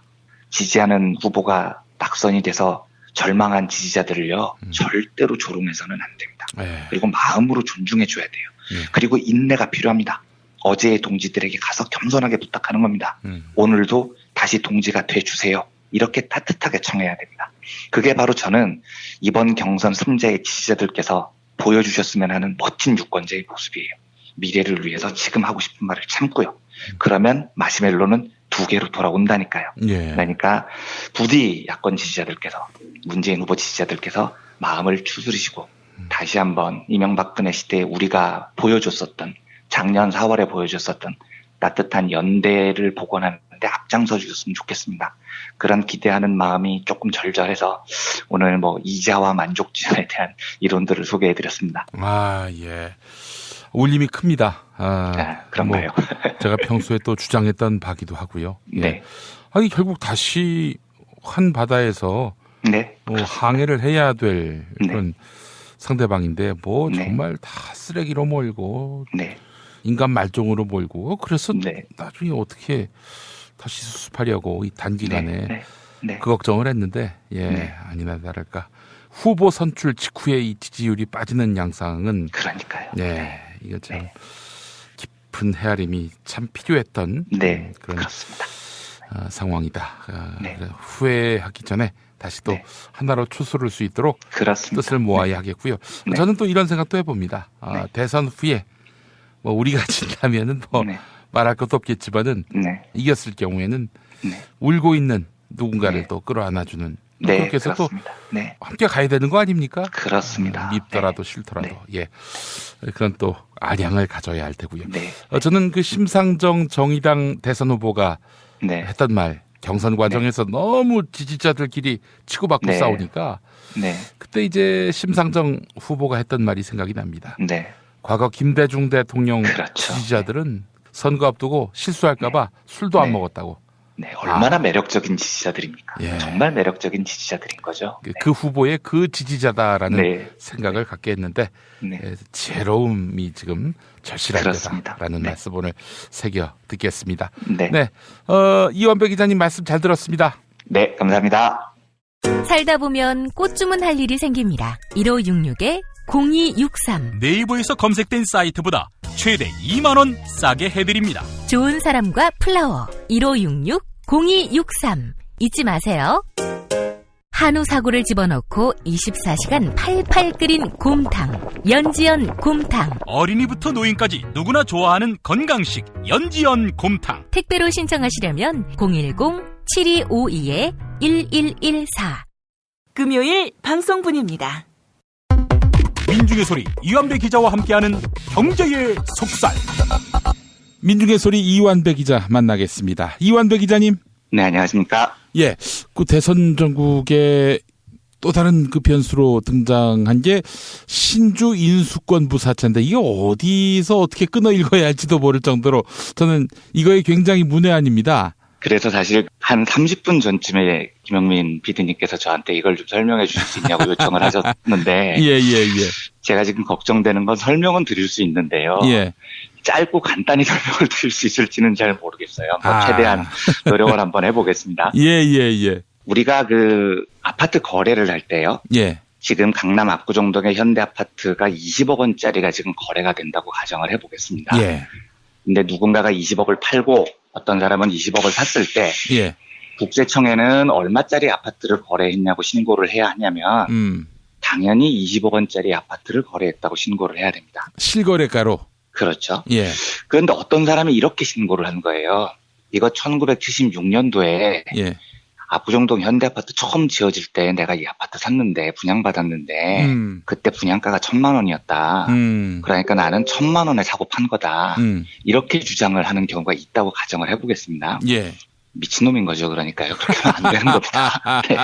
예. 그래서 아파트는 당연히 실거래가로 거래를 하고 세금을 매깁니다. 근데 문제는 주식이요. 예. 이게 지금까지 규정이 오랫동안 잘 안 돼 있었어요. 한 20세기 후반까지는요. 예. 그래서 주식의 경우에는 비상장 기업이라는 게 있습니다. 주식을 상장한다는 건 이제 주식시장에서 거래가 되도록 만든다는 거고. 예. 그런 회사들의 주가는 당연히 사고 파는 가격으로 형성이 되죠. 예. 삼성전자는 주당 250만 원이 넘게 팔리고 있으니까 삼성전자 주가는 250만 원이다에 대해서 의심의 여지가 없습니다. 예. 그런데 증시에 상장이 안 된 기업의 주식은요. 예. 거래가 안 되니까요. 그 주식이 얼마짜리인지를 모르는 겁니다. 그래서 옛날에는 기업인들이, 재벌들이 상속을 할 때 애초에 이제 회사를 설립할 때 1억 원을 내고 회사를 지었다고 하면 설립자본금이라고 하는데요. 압구정동 아파트를 2천만 원에 분양받은 거죠. 예. 그런데 사업을 한 20년쯤 해서 회사가 굉장히 커졌어요. 그런데도 자녀들한테 물려줄 때는 1억 원만 물려줬다 하고 신고를 해버리는 겁니다. 지금은 회사가 훨씬 커졌을 텐데요. 그러니까 20억이 됐음이 분명한 압구정동 아파트를 나 분양가 2천만 원에 거래했어 하고 물려준 거랑 비슷한 거죠. 이렇게 하면 상속세, 증여세가 무지하게 줄어들거든요. 이게 이제 이 부자들이 많이 했던 지랄들인데 이 지랄 쪽의 지존이 왕 중의 왕이 이재용입니다. 그러니까 이 1996년에 29살의 나이로 이재용이 비상장 기업, 그러니까 주식이 거래가 안 되던 삼성 엔지니어링, S1 두 회사 주식을 꼴랑 40억 원을 내고 엄청나게 많이 사들입니다. 그런데 이걸 너무너무 싸게 판 거예요, 회사에서요. 그리고 딱 2년 뒤에 이 회사를 주식시장에 상장시키죠. 주가가 당연히 폭등을 합니다. 그래서 42억 원 냈던 이재용이 2년 만에 563억 원으로 재산을 불립니다. 예. 그러니까 이게 문제가 되죠. 국회에서도 막 지적이 나왔어요. 예. 그런데 국세청장이 야당 의원들의 질타에 대해서 뭐라고 그러냐면 문제가 있어 보인다. 그런데 현행 세법으로는 막을 길이 없다. 법을 고쳐야 된다. 이러는 겁니다. 예. 그러니까 그 시기만 해도 세법이 발달을 안 해 있었던 거예요. 이재용의 이런 선진사교수법에요. 예. 그래서 결국은 세법이 부강이 됩니다. 비상장 기업을 넘길 때도 절대로 싸게 넘길 수 없도록 회계법인의 평가를 받아서 제대로 가치를 산정해라. 이렇게 법이 보강이 됩니다. 예. 그러니까 이재용이 이제 비상장 기업 주식으로는 사기를 못 치게 됐죠. 예. 그래서 CB라는 새로운 신종 금융상품을 들고 나옵니다. 이게 우리나라에서는 처음 등장했던 건데 미국에서는 굉장히 흔한 거예요. 예. 정확히 아실 필요는 없는데 이걸 전환사채라고 부릅니다만 간단히 말씀드리면 종이 쪼가리예요. 예. 그런데 아무 때나 이재용이 이 종이 쪼가리를 들고 가서 나 주식으로 바꿔줘? 그러면 바꿔줘야 됩니다. 언제든지 주식이 될 수가 있는데 현재 존재는 주식이 아닌 거죠. 예. 이런 걸 만들어서 또 싼 가격에 이재용한테 막 넘겨줍니다. 하하. 문제는 세법이 이걸 또 규제를 못해요. 왜냐하면 세법은 주식에 대해서만 규제를 하고 있었거든요. 예. 근데 이 종이 쪼가리는 현재는 주식이 아니지만 아무 때나 주식이 될 수 있는 종이 쪼가리 뭐 이런 걸 만들어서 이재용이 또 사기를 친 겁니다. 예. 에버랜드에서 이 CB라는 걸 이용해서 엄청나게 싼 가격으로 에버랜드를 먹고 나중에 에버랜드에서 100배가 넘는 수익을 올리죠. 당연히 그러니까 이제 국회의원들이 또 난리를 치죠. 참여연대 같은 데서요. 그랬더니 이번에는 이재용이 새로운 또 신종 사기 방법을 들고 나옵니다. CB도 이제 규제에 걸리니까요. 이때 등장한 게 바로 BW라는 겁니다. BW. 예, 이것도 비슷해요. 본드 위드 워런트라고 하는데 뭐 자세히 아실 필요는 없는데요. 이것도 현재 국화 주식이 아닙니다. CB도 아니에요. 그런데 이것도 이재용이 아무 때나 이 종이 쪼가리를 들고 가서 주식 내놔라 그러면 회사가 약조한 대로 주식을 엄청나게 찍어서 이재용한테 줘야 됩니다. 그러니까 주식 대체제인데 규제를 피하기 위해서 도입을 한 제도 같은 것들이죠. 그래서 이재용이 이 BW로 삼성 SDS의 그 주식으로 바꿀 수 있는 종이 쪼가리를 대거 사들이는데 예. 230억을 내요. 그런데 이게 주당 얼마였냐면 7,000원쯤 낸 게 됩니다. 그런데 당시 회계법인에서 추정을 해보면 한 주당 최소한 5만 원은 넘어야 되는 거를 7,000원에 할인해서 발행을 했다는 거예요. 그래서 여기서도 이재용이 10배를 넘는 수익을 기본적으로 먹고 그다음에 고작 230억 원 낸 거 회사에서 계속 일감 몰아주기 위해서 2014년에 SDS가 증시에 상장을 할 때 이재용의 230억 원은 무려 3조 원으로 불어 있었습니다. 이제 이런 식으로 사기를 치는 수단들인 거죠. 예. 그러면 이제 안철수 후보의 BW 의혹도 비슷한 겁니다. 안랩 그러니까 상장을 할 때는 안철수 연구소라는 이름으로 증시에 상장을 했는데요. 2001년 9월에 상장을 합니다. 그런데 안철수 후보는 1999년에요. 이 BW라는 종이 쪼가리 그러니까 안철수가 언제든지 회사로 들고 가면 주식으로 바꿔줄 수 있는 약조가 돼 있는 이 종이 쪼가리를 3억 원 정도를 사들여요. 안철수 혼자서요. 예. 그리고 이 종이 쪼가리를 나중에 1년 만에 전부 주식으로 바꾸죠. 그래서 어떻게 됐냐면 40%가 안 됐던 그러니까 안철수 연구소에서 안철수 지분이 39%인가 정도 됐었거든요. 그런데 이 BW를 종이 쪼가리를 주식으로 바꾸면서 지분율이 50%가 넘어집니다. 그러니까 그 지분율을 10% 넘게 높인 거죠. 예. 요거를 하는데 든 돈이 3억 원이었습니다. 근데 이게 과연 비쌌느냐 적정했느냐 쌌느냐 이게 문제인 건데 1999년은요, 이 종이 쪼가리를 인수할 당시예요. 예. 이때는 정말 그야말로 벤처기업의 열풍의 시기였습니다. 그러니까 코스닥에 이 벤처기업이 상장만 하면 돈방석에 오르는 시절이었어요. 그래서 지분을 미리 1%만 높여놔도요, 코스닥에 상장만 되면 수십억, 수백억이 불어나는 그런 시절이었습니다. 게다가 안철수 연구소는 당시 비상장 기업 상태에서도 굉장히 거물이었습니다. 그러니까 증권사 쪽에서도 쟤는 다른 벤처들과 다르게 굉장히 유망한 벤처다라는 좋은 평가가 많았죠. 예. 그런데 안철수가 비상장 상태에서 이 BW라는 종이 쪼가리를 이용해서 단돈 3억 원으로 지분을 무려 11%나 올렸습니다. 그리고 2년 뒤인 2002년 9월에요. 안철수 연구소가 실제로 코스닥에 상장을 합니다. 그런데 이때 안철수 연구소가 상장하자마자 전체 시가총액 기업 가치가 어떻게 평가가 됐냐면 5천억 원이 넘게 평가가 됐습니다. CJ 이재용보다도 안철수가 부자였어요. 그런데 이 5천억짜리 회사의 10%를 단돈 3억 원에 안철수가 종이 쪼가리를 이용해서 인수를 했다는 거죠. 5천억의 10%면 500억이에요. 2년 뒤에 500억이 될 것을 비상장 상태에서 BW라는 종이 쪼가리를 이용해서 단돈 3억 원으로 확보를 했다는 겁니다. 과연 2년 뒤에 500억 원이 될 그 종이 쪼가리를 2년 전에 3억 원에 안철수한테 홀라당 다 넘겨준 게 적절하냐? 이게 지금 그 논쟁의 핵심이고요. 예. 안철수는 나는 계산대로 했을 뿐이다 라는 거고 의혹의 중심은 아니 2년 뒤에 500억 될 걸 너 혼자 번안으로 3억을 받았다는 건 너무 말도 안 되지 않냐. 네가 이재용하고 뭐가 다르냐. 심지어 안철수가 받았던 이 BW라는 종이 쪼가리의 여러 조건을 보면 이재용이 삼성 SDS에서 받았던 조건보다도 더 후한 면이 있었거든요. 이래서 안철수가 자기 재산을 권한을 이용을 해서 BW로 정상적이지 않은 방법으로 크게 불렸다. 이게 지금 의혹의 중심입니다. 아이고, 이제 한 0% 알았던 것이 한 80% 알게 된 것 같아요. 아, 정말요? 아, 이게 제가 설명을 잘 할 수 있을지 되게 걱정이 돼서 사실은 오래전부터 이걸 한번 하고 싶었었는데 예. 제가 어디 가서 BW12 이런 얘기해서 좋은 얘기를 한 번도 못 들었거든요. 요 설명이 아주 잘 된 겁니다. 왜냐하면은 그렇나요? 전 정말 문외한이고 아무것도 모르는데 주식 투자 한번 해본 적이 없어요. 근데 네. 이렇게 설명해 주시니까 80% 알게 됐고요. 아마 이런 훌륭한 설명에 이해를 못할 사람이 있을 겁니다. 김어준이라고. 네. 제가 굳이 실명을 얘기해도 되는지 모르겠습니다만은. 네. 예. 이완배 기자님, 뭐 조만간에 한번 이거 갖고 한번 얘기해 주시면 어떨까요?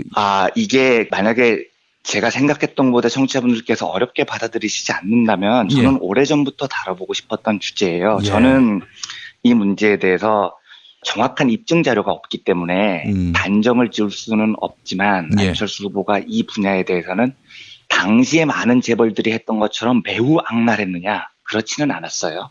그런데 그렇다면 도덕적이었냐? 그렇지도 않았다고 봅니다. 그러니까 적당히 비도덕적이었다고 봐요. 그 당시 코스닥 상장사들의 오너들처럼요.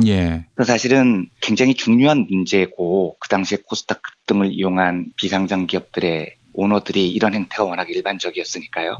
한번 해보고 싶었는데 너무 어려울 것 같아서 지금까지 못하고 있었습니다. 아니요. 만약에 이재용이 대통령이 되려한다면 이건 뭐 쌍수를 들어 막아야 되는 거 아니겠습니까? 그럼요. 그렇습니다. 네. 근데 이재용의 어떤 느낌이 드는 지도자도 역시 아주 세심하고 세밀하게 검증해야 되는 것이고요. 지금 안철수 씨가 이런 어마어마한 지지를 받아도 되는지 검증할 필요가 있습니다. 아니 그렇게 해서 대통령 얼렁설렁 뽑아놓고 나중에 후회하는 것보다는 그렇죠. 사전에 면밀하게 따져봐야 되는 거 아니겠습니까? 예, 한번 좀 기회 되시면은 부탁드리겠습니다. 알겠습니다. 네, 준비를 한번 해보겠습니다. 자, 그럼 오늘의 본론으로 들어가겠습니다. 네. 오늘은 며칠 사이를 완전히 달궈놓고 있는 그 안철수 유치원 논란이요. 이거를 경제학적으로 한번 짚어볼까 합니다. 그리고 아울러서 방송 기준으로 엊그저께 발표됐던 그 문재인 후보의 사람경제 2017 비전 발표요. 제가 어제 방송에서 예상을 뛰어넘는 매우 훌륭한 정책이었고 점수로는 거의 만점에 가까운 점수를 주고 싶다고 간략하게 말씀을 드린 그걸 잠깐만 비교를 해서 말씀을 드리겠습니다. 다 아시겠지만 안철수 발언은 유치원 과정에 대해서 대형 단설 유치원 신설은 자제하고 뭐 현재 사립 유치원에 대해서는 독립운영 보장하고 시설 특성과 그에 따른 운영은 인정한다. 뭐 이렇게 발언을 했다는 거죠. 근데 이 발언이 문제가 되니까 안철수 후보가 해명이랍시고 내놓은 게 앞으로 소음이 많은 곳에서는 좀 또록또록 말하겠다. 뭐 이렇게 얘기를 했다는 거예요. 네. 그래서 기자들이 단서를 병설로 잘못 알아듣고 오보를 해서 생긴 해프닝이다. 뭐 이렇게 퉁을 치고 넘어가려는 것 같습니다. 근데 이걸 해명이라고 내놓는 심리가 한번 사람들을 웃겨보겠다 뭐 이런 거였다면 성공하지 못했어요. 이거 전혀 웃기지 않았습니다. 저는요. 굉장히 그의 세계관이 우려스럽습니다. 이 논란의 본질은요, 일부 언론이 뭐 단서를 병설로 오겠다 이런 게 아닙니다. 그 안철수 후보가 또록또록하게 말하지 않아서 생긴 문제도 아니에요. 저는 문제의 본질을 뭐라고 보냐면 영유아 교육 현장을 철저히 사교육에서 관점에서 바라보는 안 후보의 세계관이라고 생각을 합니다. 그런데 더 큰 문제는요, 그 세계관이 철저히 부자들의 것이라는 점입니다. 그리고 지금도 지독한 한국 사회의 빈부격차의 처절한 상징 같은 겁니다. 발언이 자기 입으로 공적교육 영역인 단설 유치원을 자제하고 사적교육 영역인 사립유치원의 독립을 보장하겠다는 건데요. 문제가 되니까 페이스북에 안철수 후보가 이렇게 적어요. 교육은 국가가 책임진다는 원칙을 관찰해 나갈 것입니다. 유치원 교육의 공교육을 강화해 교육 불평등 해소를 위해 더욱 노력하겠습니다. 그런데 앞에 발언하고 안 맞잖아요. 앞에 발언은 어떻게 읽어야 유치원 교육의 공교육 강화로 이해가 됩니까? 그러니까 이 두 상반된 발언을 보면서 저는 어떻게 해석이 됐냐면 겉으로는 공교육의 중요성을 강조했지만 실수로 속내를 들켰다. 저는 이런 느낌이 많이 듭니다. 근데 제가 왜 이야기를 넘어가지 못하느냐면요. 영유아 교육 문제에 대해서는 경제학에서 매우 분명한 그리고 매우 훌륭한 연구 업적이 있습니다. 이 분야의 대가가 누구냐면 제임스 해크먼이라는 시카고 대학교 교수인데요. 이 사람이 2000년 영유아 교육에 대한 연구 업적으로 노벨 경제학상을 받아요. 그래서 웬만한 경제 쪽에 있는 사람은 이 해크먼 교수의 연구 결과를 다 알고 있습니다. 그 오바마 미국 대통령이 벌인 여러 가지 정책 중에 제일 애정을 가졌던 정책 중 하나가 빈곤층 자녀를 위한 제로 투 파이브 플랜이라는 게 있습니다. 그래서 0세에서 5세까지요. 빈곤층 아이들에게 국가가요. 세계적 수준의 교육을 제공하겠다. 이런 교육개혁 프로그램이었어요. 실제로 제로 투 파이브 계획의 첫 장의 머리 부분을 보면 유아기의 인간의 두뇌가 제일 유연해서요. 6세가 될 때까지 뇌의 무게가 4배 정도 증가를 한다고 나오고요. 뇌 크기도 성인 뇌의 90%까지 성장한다고 나옵니다. 그래서 요 시기에 교육을 잘 받으면 교육 효과가 엄청나다는 거죠. 그런데 벨기에나 프랑스 같은 데는 거의 모든 3살 이하 아이들이 교육기관에서 교육을 받거든요. 근데 미국은 3살 이하 유아의 교육률이 40% 미만이래요. 이게 4살도 경제협력개발기구 평균보다 굉장히 낮다고 하더라고요. 예. 그러니까 왜냐하면 미국은 빈부격차가 너무 심한 나라잖아요. 예. 흑인, 히스패닉 이렇게 하위층으로 사는 분들은 자녀를 유치원은 고사하고 하루 벌어 먹고 살기 바쁘죠. 반면에 부유한 백위층 자녀들은 돈지랄을 해서 어렸을 때부터 우수한 영유아 교육을 휩쓸고 다닙니다. 예. 이게 이제 미국의 사회적 현실이었고요. 근데 여기서 경제학이 등장을 합니다. 제임스 해크먼 교수가 오바마 정부의 제로 투 파이브 플랜을 이론적으로 뒷받침한 경제학자인데요. 영유아 교육에 정부가 투자를 하라. 그러면 어렸을 때 좋은 교육을 받을 경우에는 청소년기나 성인기에 좋은 교육을 받는 것보다 무려 16배나 효과가 있다. 이걸 경제학적으로 입증을 합니다. 이 사람이요. 예.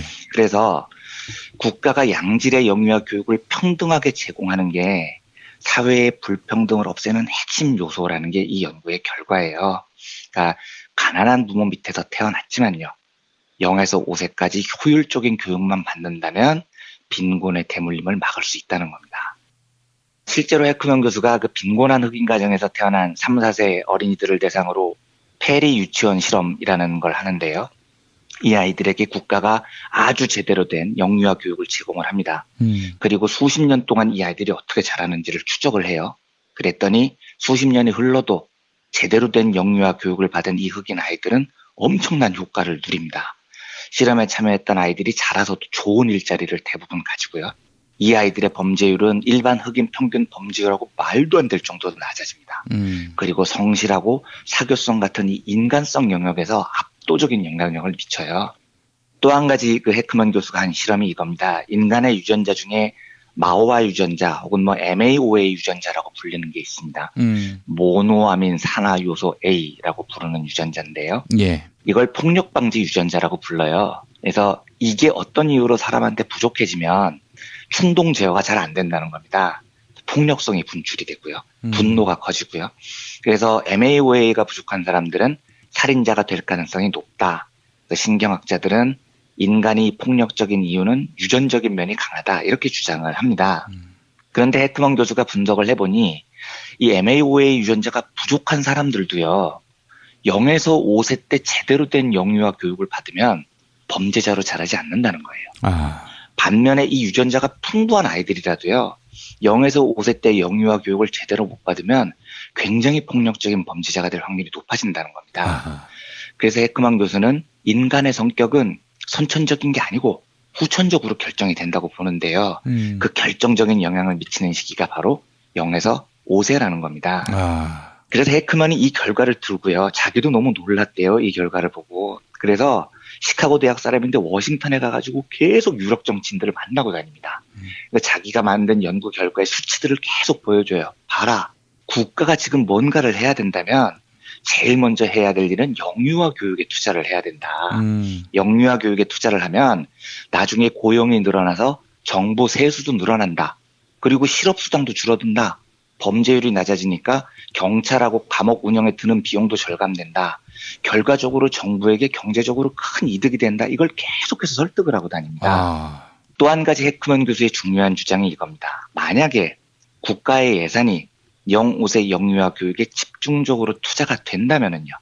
헤크먼은 미국이 겪고 있는 이 만성적인 구조적 소득 불평등을 해소할 수 있다고 전망을 해요.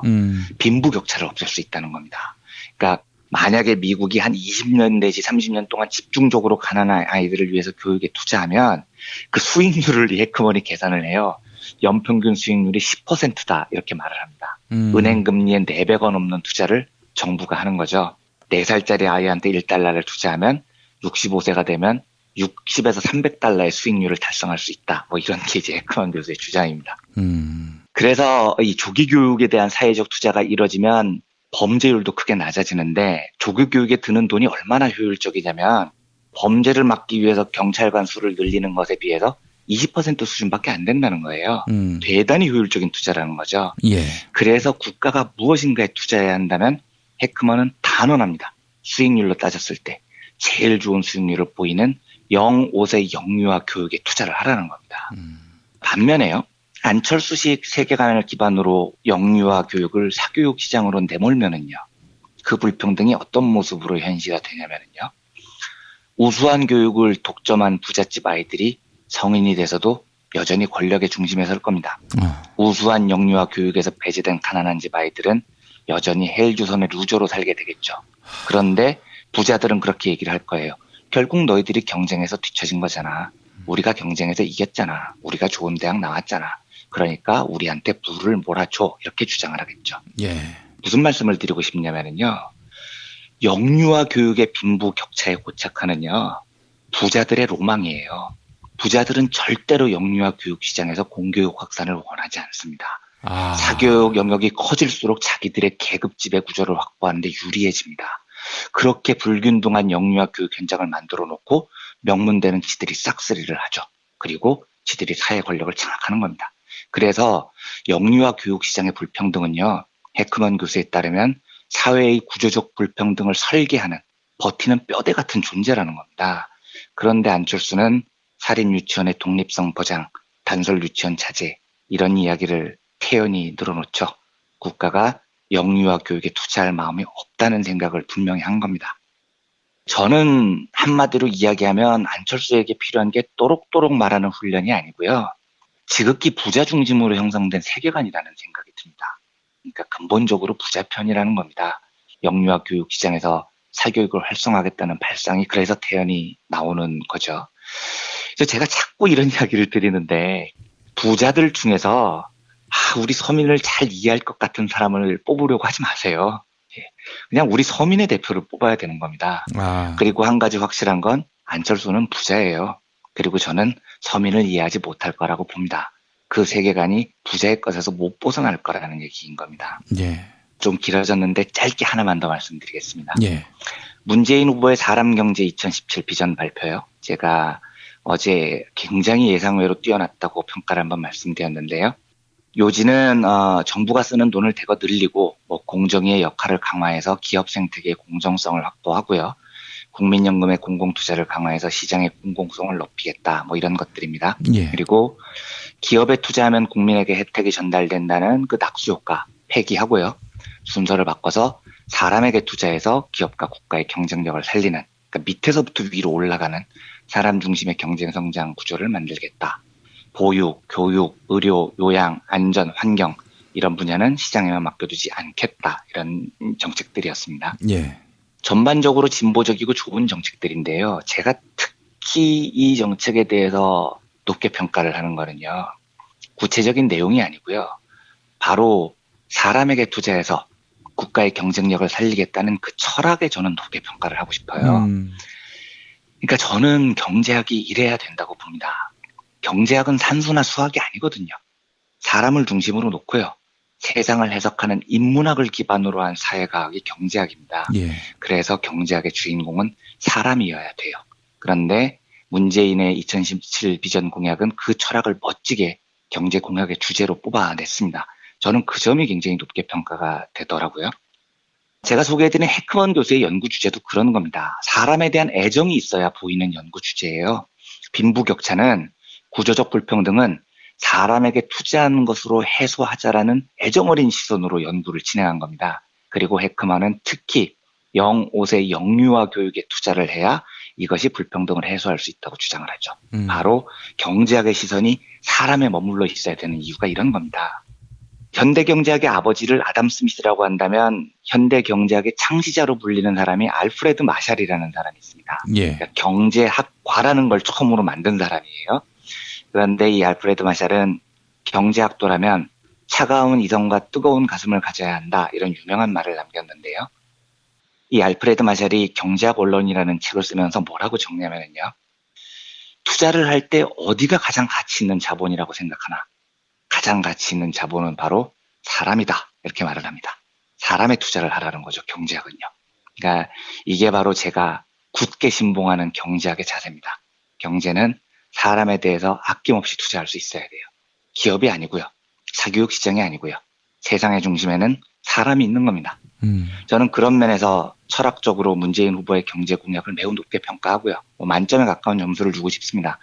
반면에 사람에 대한 투자 중에서도 제일 중요한 영유아 교육의 공공성을 시장의 사적 영역으로 풀려고 한 안철수 후보에 대해서는 정말로 우려스러운 걱정이 됩니다. 마침 두 후보의 행적이 너무나 비교되는 측면이 있어서 오늘은 두 후보의 경제 공약과 유치원 공약에 대한 이야기를 합쳐서 말씀을 드려봤습니다. 예. 이완배 기자님, 오늘 말씀 정말 잘 들었고요. 네. 확실히 가슴에 새겨야 하는 것은 안철수는 부자다. 그렇습니다. 예. 그 한계를 못 벗어날 겁니다. 그리고 좋겠다. 부러우면 지는 건데요. 예, 부러우면 지는 부러우시면 겁니까? 안 됩니다. 알겠습니다. 네. 예. 훨씬 더 김용민 PD님이 정의로우시니까요. 아니, 돈과 정의 어떤 것을 더 우선시하느냐? 예, 저는 정의를 우선시합니다. 예. 그럼요. 네. 자, 이완배 기자님, 내일 뵙겠습니다. 네, 감사합니다. 김용민 브리핑과 함께하는 브리핑 대리운전 1522-9687.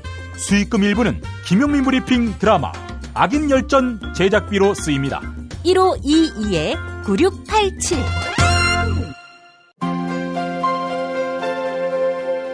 이준호동 희망센터 이사 권영국 변호사입니다. 이준호동 희망센터는 동남아시아 저개발 국가의 이주노동자들과 함께하고 있습니다. 시골 오지 마을에 학교를 만들고 마을 주민들이 공동체를 이루어 운영하도록 돕습니다. 포털 검색창이나 페이스북에서 이주노동 희망센터를 검색하시어 후원회원이 되어주세요. 노동 존중 생산과 소비를 통한 사회연대를 추구하는 문자당이 함께합니다. 토요일 방송분입니다.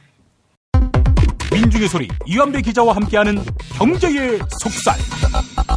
이완배 기자 만나겠습니다. 이완배 기자님. 네, 안녕하십니까? 예. 어제 이 소상한 설명에 많은 분들이 쉽게 신주 인수권부 사채 문제에 대해서 파악할 수 있었다라고 이야기해 주셨는데요. 예.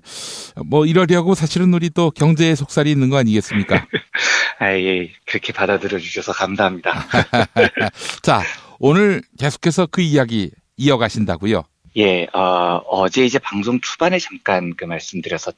신주 인수권부 사채 BW라고 간단히 요약을 해봤는데요. 예.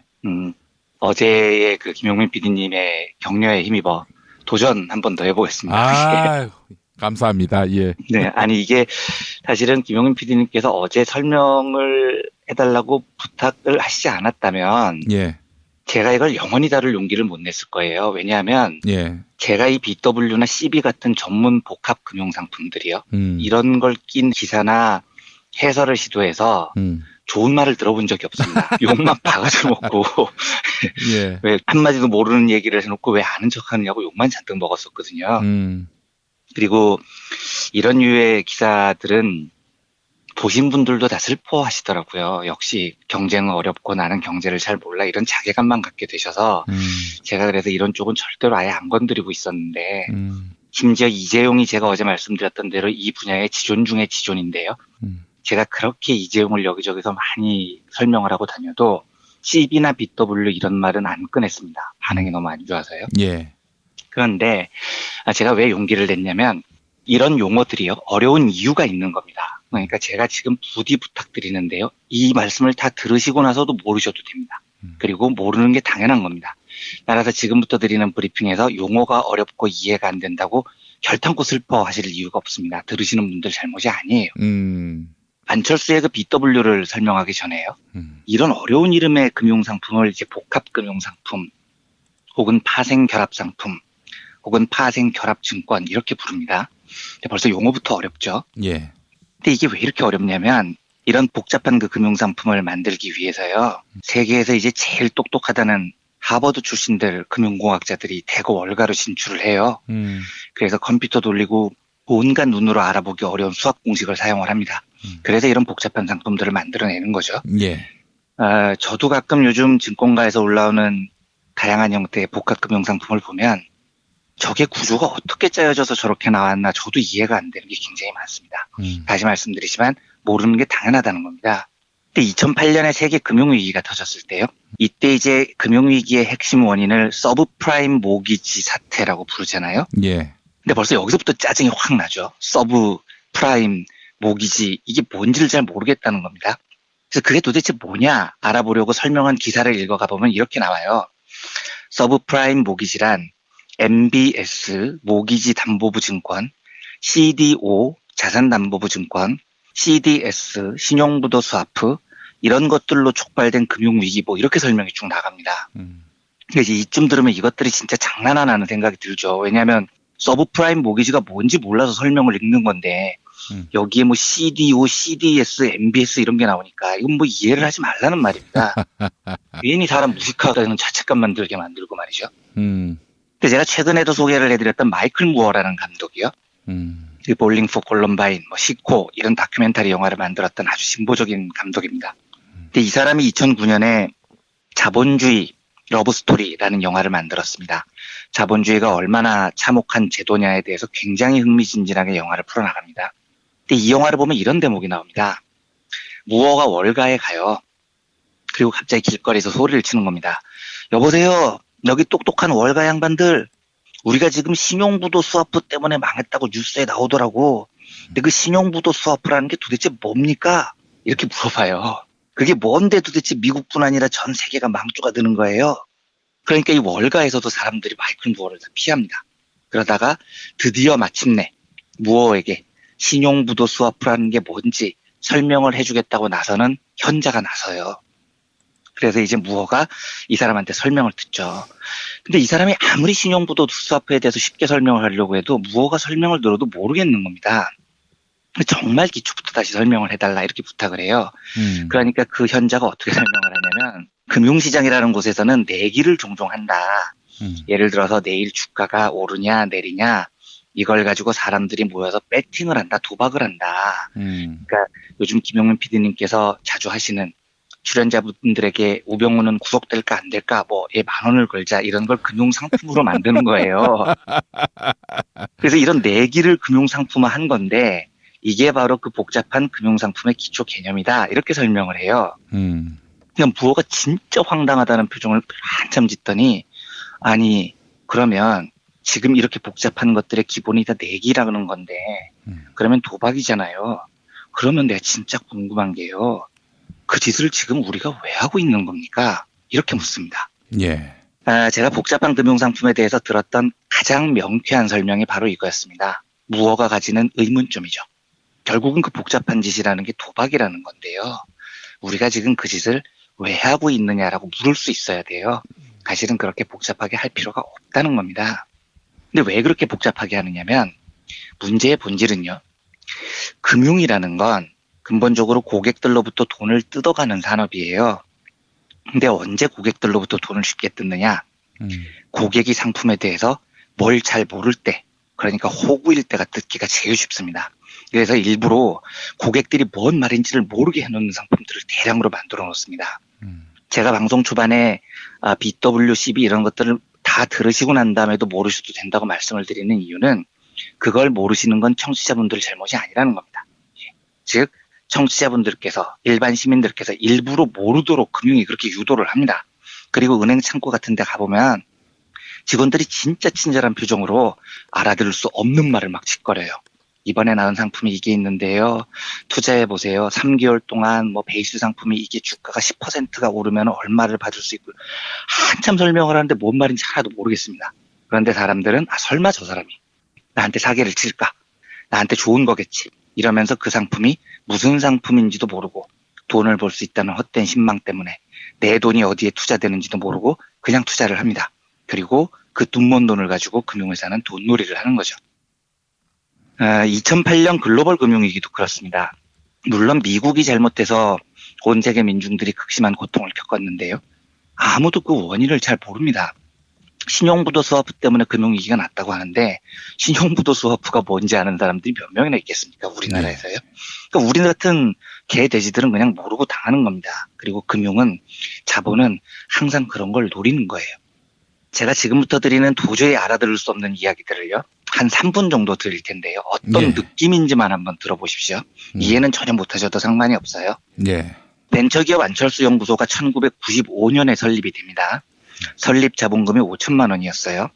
그런데 이 안철수 연구소가 3자 배정 유상증자 등을 통해서요. 벌써 약간 이제 숨이 막히기 시작합니다.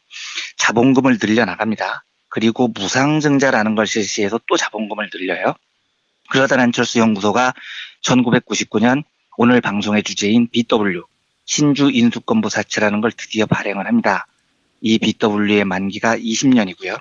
이자는 연복리로 10.5%입니다. 그래서 액면가 25억 원짜리 BW가 단돈 3억 3,950만 원에 안철수의 손에 넘어갑니다. BW의 발행 조건은 BW의 신주 인수 권리에 대한 발행 조건은 주당 5만 원의 행사 가격에 25억 원어치가 됐습니다. 그런데 안랩은 BW 발행 직후인 10월 27일에요. 무상증자로 기존의 총 주식수 13만 주를 38만 주로 2.92배 늘립니다. 그래서 안철수의 신주 행사 권리 가격도 5만 원에서 17,100원으로 낮아지죠. 자, 거의 다 왔습니다. 숨 좀 막혀도 조금만 참아 주십시오. 그리고 안랩은 2000년 2월 9일 액면 분할로 주식수를 다시 10배로 확대를 해서요. 행사 가격이 17,100원에서 10분의 1인 1,710원으로 조정이 됩니다. 그리고 안철수는 2000년 10월 13일에 신주 인수권을 행사해서 안랩이 새로 발행한 주식을 주당 1,710원의 가격으로 25억 원어치를 사들입니다. 모두 146만 주입니다. 이래서 안랩에서 그의 지분이 39.7%에서 56%로 늘어났습니다. 자, 제가 3분 동안 쭉 읽어드렸습니다. 느낌이 어떠십니까? 진짜 역 같은 거죠. 쌍용이 저절로 튀어나오죠.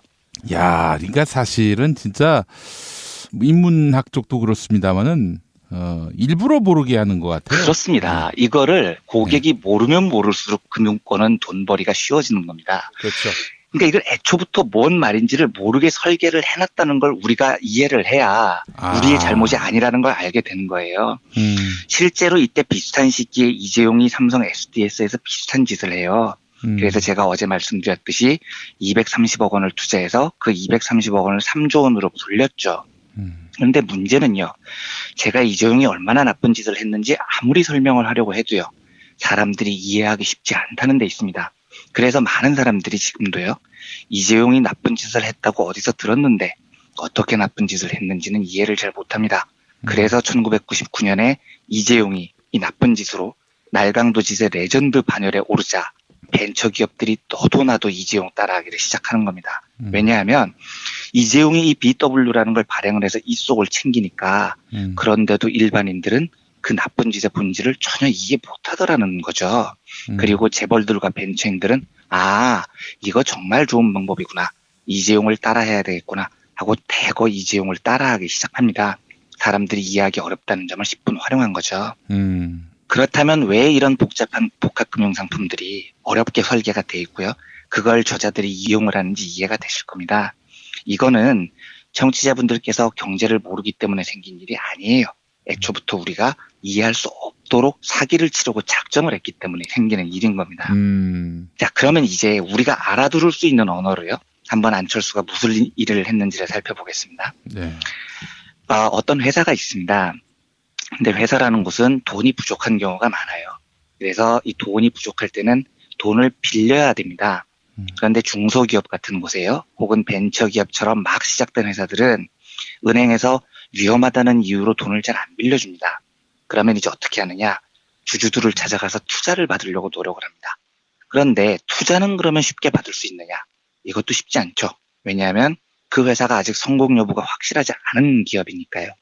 그래서 초창기 기업들, 벤처기업들은 돈을 빌리거나 투자를 받을 때 이걸 조금 더 쉽게 하기 위해서 투자자님, 은행님, 제발 우리 회사에 돈 좀 빌려주세요.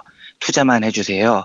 제가 각종 혜택을 무더기로 얹어 드릴게요. 이렇게 덤을 얹어주는 경우가 많아요. 그래서 이 덤이 들어간 대출 상품이나 투자 상품이 BW니 본드 위드 워런트라고 하는데요. 신주 인수권부 사채, 바로 이런 것들입니다.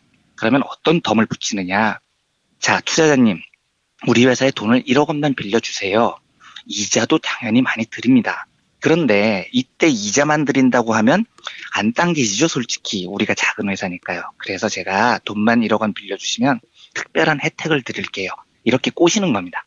그러면서 증서를 한 장 써줘요. 제가 투자자님께 증서 한 장 써드릴 테니까 이 증서를 들고 있으시다가요. 당연히 매년 이자는 꼬박꼬박 10%씩 받으시고요. 그리고 언제나 편하실 때 우리 회사를 방문해 주셔서 야, 니네 회사 주식 괜찮은 것 같다? 니네 회사 주식 3,000원에 한 100만 주 내놔 라고 요청만 하시면 언제든지 우리가 우리 회사 주식 100만 주를 새로 찍어서 3,000원이라는 헐값에 내드릴게요 라고 덤을 붙여놓는 겁니다. 그러니까 이 BW라는 덤 제도를 만들어 놓으면 돈을 빌려준 쪽은 이자는 이자대로 받고요.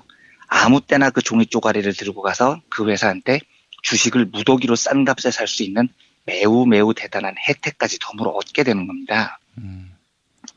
그런데 이 말은요. BW의 본질이라는 건 제가 말씀드렸듯이 회사가 돈이 없을 때 발행하는 거예요. 돈이 정말로 필요할 때, 그럴 때 주식을 헐값에 넘겨준다는 손해를 감수하고까지 지금 필요한 자금을 빌리기 위해서 엄청난 혜택을 덤으로 끼워준다는 겁니다. 그렇다면 삼성이나 안철수 연구소가 그럴 이유가 없었네요. 그렇습니다. 지금 아주 정확하게 짚으셨는데요. 지금 거기서부터 출발을 해야 되는 겁니다. 안철수가 그러면 과연 안철수의 안철수 연구소가 BW를 발행을 했을 때, 그리고 안철수가 거기에 투자를 하면서 엄청난 주식을 대거 인수할 수 있는 혜택을 입었을 때 과연 안철수 연구소가 진짜 돈이 필요해서 그 짓을 했냐는 거죠. 아닙니다. 당시 인터뷰를 봐도요. 회사가 돈이 필요해서 BW를 발행한 게 아니었어요. 이게 2001년 7월 안철수 연구소의 김기대 과장이라는 사람이 머니투데이하고 인터뷰한 내용이 이렇습니다. 주식을 코스닥에 상장하면 안철수 대표의 지분이 낮아지기 때문에 경영권 방어 차원에서 BW를 발행했다. 이렇게 인터뷰를 합니다. 그러니까 애초에 이 BW라는 걸 엄청난 혜택을 덤으로 끼운 상품이라고 제가 말씀을 드렸잖아요. 그런데 이 혜택, 이 덤을 사주인 안철수에게 다 몰아주는데 이유는 회사가 돈이 필요해서가 아니었다는 거죠. 오로지 안철수의 경영권을 방어하기 위해서, 즉 안철수의 지분을 높여주기 위해서 했었다는 겁니다. 애초부터 설계가 그랬었다는 거예요. 그러면 실제로 안철수가 회사에 빌려준 돈이 얼마였냐? 꼴랑 3억 5천만 원이었어요. 근데 1999년 안철수 연구소는 어제도 말씀드렸지만 증권사들이 코스닥에 모셔가려고 막 줄을 섰었던 굉장히 유망한 기업이었습니다. 3억 5천만 원이 없었던 회사가 아니었다고요. 그런데 오로지 안철수 지분을 높이기 위해서 안철수 연구소는 안철수한테 3억 5천만 원을 빌려달라고 합니다. 그리고 1년에 10%가 넘는 이자를 안철수한테 주죠. 거기에다가 덤을 뭘 얹었느냐. 복잡한 과정을 다 거쳤는데요. 결과적으로는요. 무려 146만 1988주 전체 주식의 10%가 넘는 엄청난 주식을 꼴랑 주당 1710원에 넘겨준다는 덤을 약속을 한 겁니다. 안철수한테요. 당연히 안철수는 이 엄청난 주식을 1710원이라는 헐값에 인수를 합니다. 그래서 어떤 로또를 맞느냐. 146만 주를 1710원에 샀는데 한 주당요. 2년 뒤에 안철수 연구소가 주식을 증시에 상장을 합니다. 얼마에 상장을 하냐면 46,000원에 상장을 해요. 1710원짜리가 2년 만에 46,000원이 된 거예요. 그래서 안철수는 3억 5천만 원 투자해서 2년 만에 700억 원을 봅니다.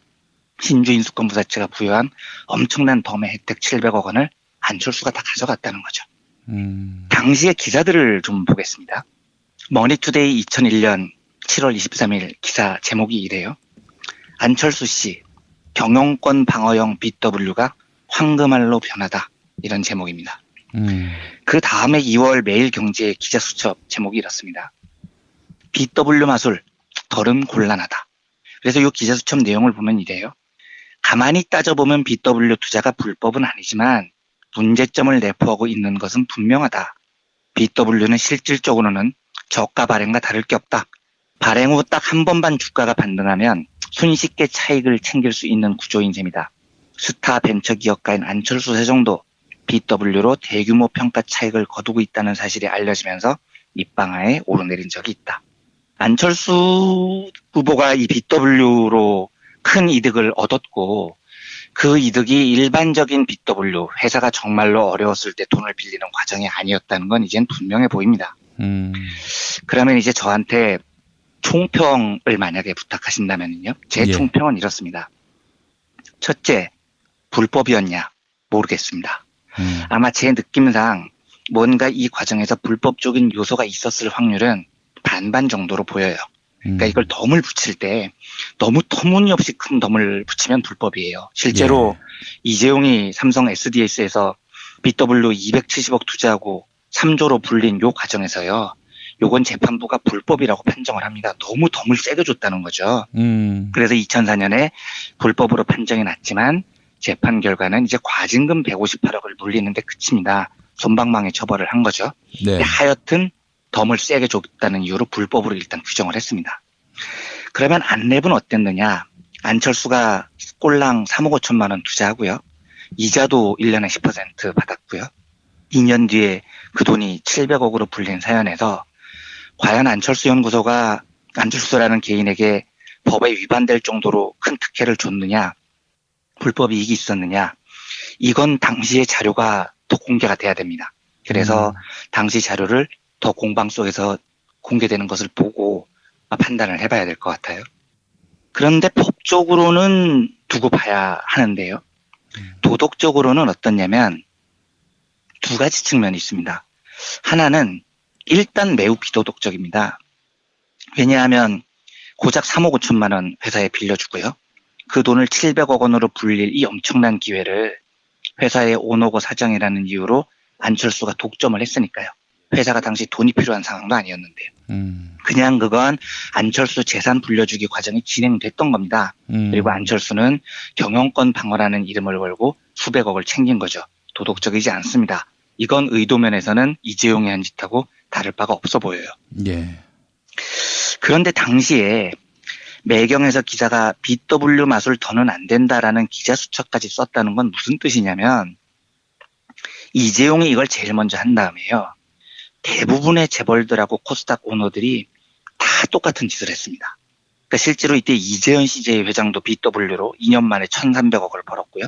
그러니까 오죽했으면 당시 매경 기사를 보면 이처럼 알려진 사람들 이야기 말고도 BW를 통한 대박은 증권시장에서 일상사가 돼버렸다. 이렇게 적혀 있어요. 그러니까 제가 그때 코스닥을 출입해서 저도 그때 분위기를 아는데 진짜 속된 말로 개나 소나 다 이재용 따라서 다 이 짓을 했습니다. 그러니까 그런 면에서 보면 안철수가 이 일을 한 건 도덕적으로 분명히 비난받을 만한데요. 유난히 나쁜 사람이었느냐? 그건 조금 판단해 볼 여지가 있어요. 그러니까 도덕적으로는 옳지 않지만 법적으로는 규제를 할 수가 없는 부분이고 이 당시에 대부분 코스닥 전체 자본가들이 다 이 짓을 이재용 따라서 하고 있었으니까요. 그래서 이 모든 것들을 종합적으로 모아놓고 저한테 이 사건의 판단을 물으신다면 저는 이런 관점을 지금까지 가지고 있었습니다. 2012년 이 사건이 불거졌을 때부터요. 첫째, BW라는 혜택을 받을 당시에 안철수가 뭔가 불법을 저지른 일이 드러난다면 그건 대통령은 고사하고 기업인으로서도 자격이 제로인 범죄자가 되는 겁니다. 둘째, 도덕적으로는 매우 문제가 있으나 불법 요소가 다 없었다면 당시에 개나 소나 다 그 짓을 했다는 정삭이 참작돼야 될 부분이 있습니다. 다만 그 불법적인 요소가 없었다는 것을 전제로 정상을 참작할 수 있는 부분은 기업인으로서의 안철수입니다. 그러니까 기업인으로서의 안철수에게 그때 BW로 700억을 먹은 거에 대한 책임을 물리는 건 조금 가혹합니다. 왜냐하면 그때 기업인들이 다 그렇게 했으니까요. 불법도 아니었다면요. 이 말은 제가 그동안 자주 언급드렸듯이 제가 왜 안철수라는 사람에 대해서 기본적인 신뢰를 안 갖고 있냐면요. 이 사람은 그냥 자본가의 범주에 있어야 되는 사람입니다. 남들이 도덕적으로 나쁜 짓 할 때 자기도 똑같은 짓을 했어요. 묻혀서요. 그리고 대한민국에서는 발에 치이는 그냥 비도덕적인 오너 중에 한 명이었습니다. 이 BW 과정을 보면요. 그래서 저는 불법적인 요소가 없었다면 기업인으로서의 안철수는 뭐 별로 존경할 구석이 없긴 하지만 경영자로 남아있을 수 있다고 생각을 합니다. 하지만 대통령이 된다면은요. 대통령으로서의 도덕적 자격을 묻는다면 저는 자격이 없다고 생각합니다. 왜냐하면 남들이 BW를 사용해서 다 자기 돈을 챙길 때 대통령이 될 도덕성을 가진 사람은 그 짓을 하지 말았어야 되는 특별함이 있어야 된다고 저는 믿기 때문입니다. 오늘 역시 그래도 조금 어려웠을지 모르겠는데요. 오랫동안 사실 이 BW 문제 때문에 제가 안철수 후보를 근본적으로 신뢰하지 않았던 측면이 있어요. 그런데 그동안 설명이 복잡해서 말씀을 안 드렸는데 김영민 PD님의 격려의 용기를 내서 오늘 시도를 해봤습니다.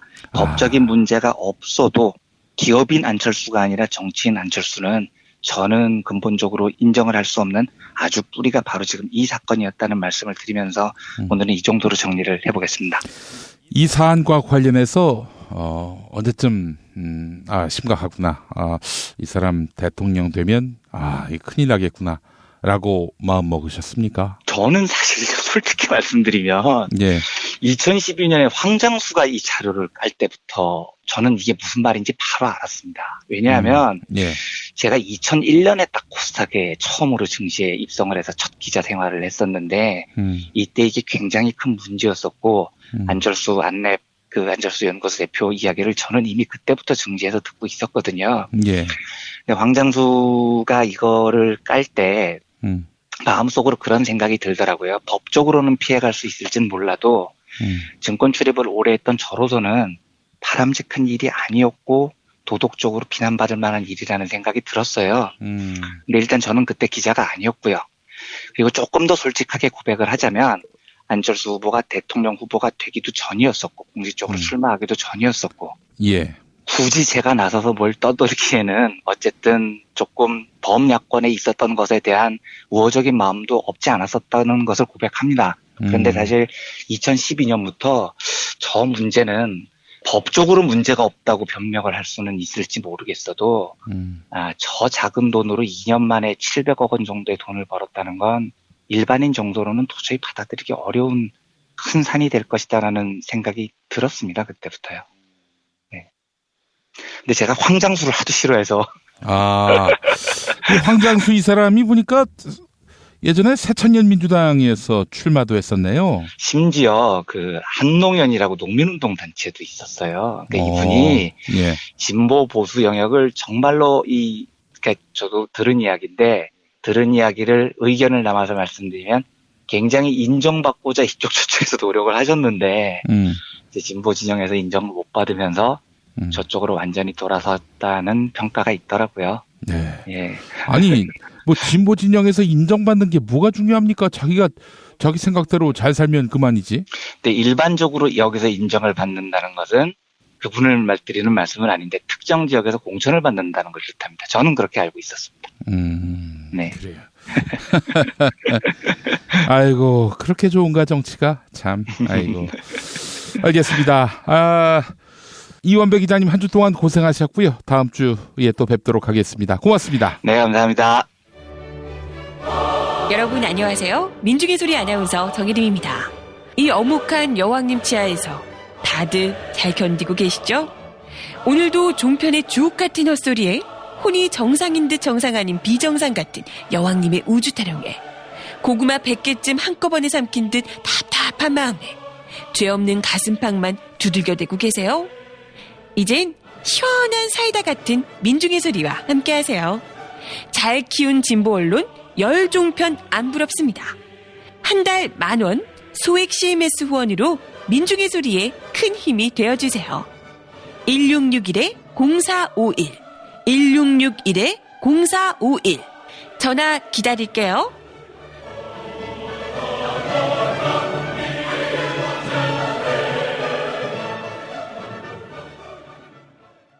경제 저널리스트 이한배의 경제 이속살 한 주간 종합편과 함께 하셨습니다. 경제 이속살은 매일 아침 김영민 브리핑 1부에서 만나실 수 있습니다. 김용민 브리핑과 함께한 시간 어떠셨어요? 다음 시간에도 보다 바르고 알차며 즐거운 정보로 여러분을 찾아가겠습니다. 팟캐스트 포털 팟빵에서 다운로드하기, 구독하기, 별점 주기, 댓글 달기로 응원해주세요. 잊지 마세요. 다운로드하기, 구독하기, 별점 주기, 댓글 달기.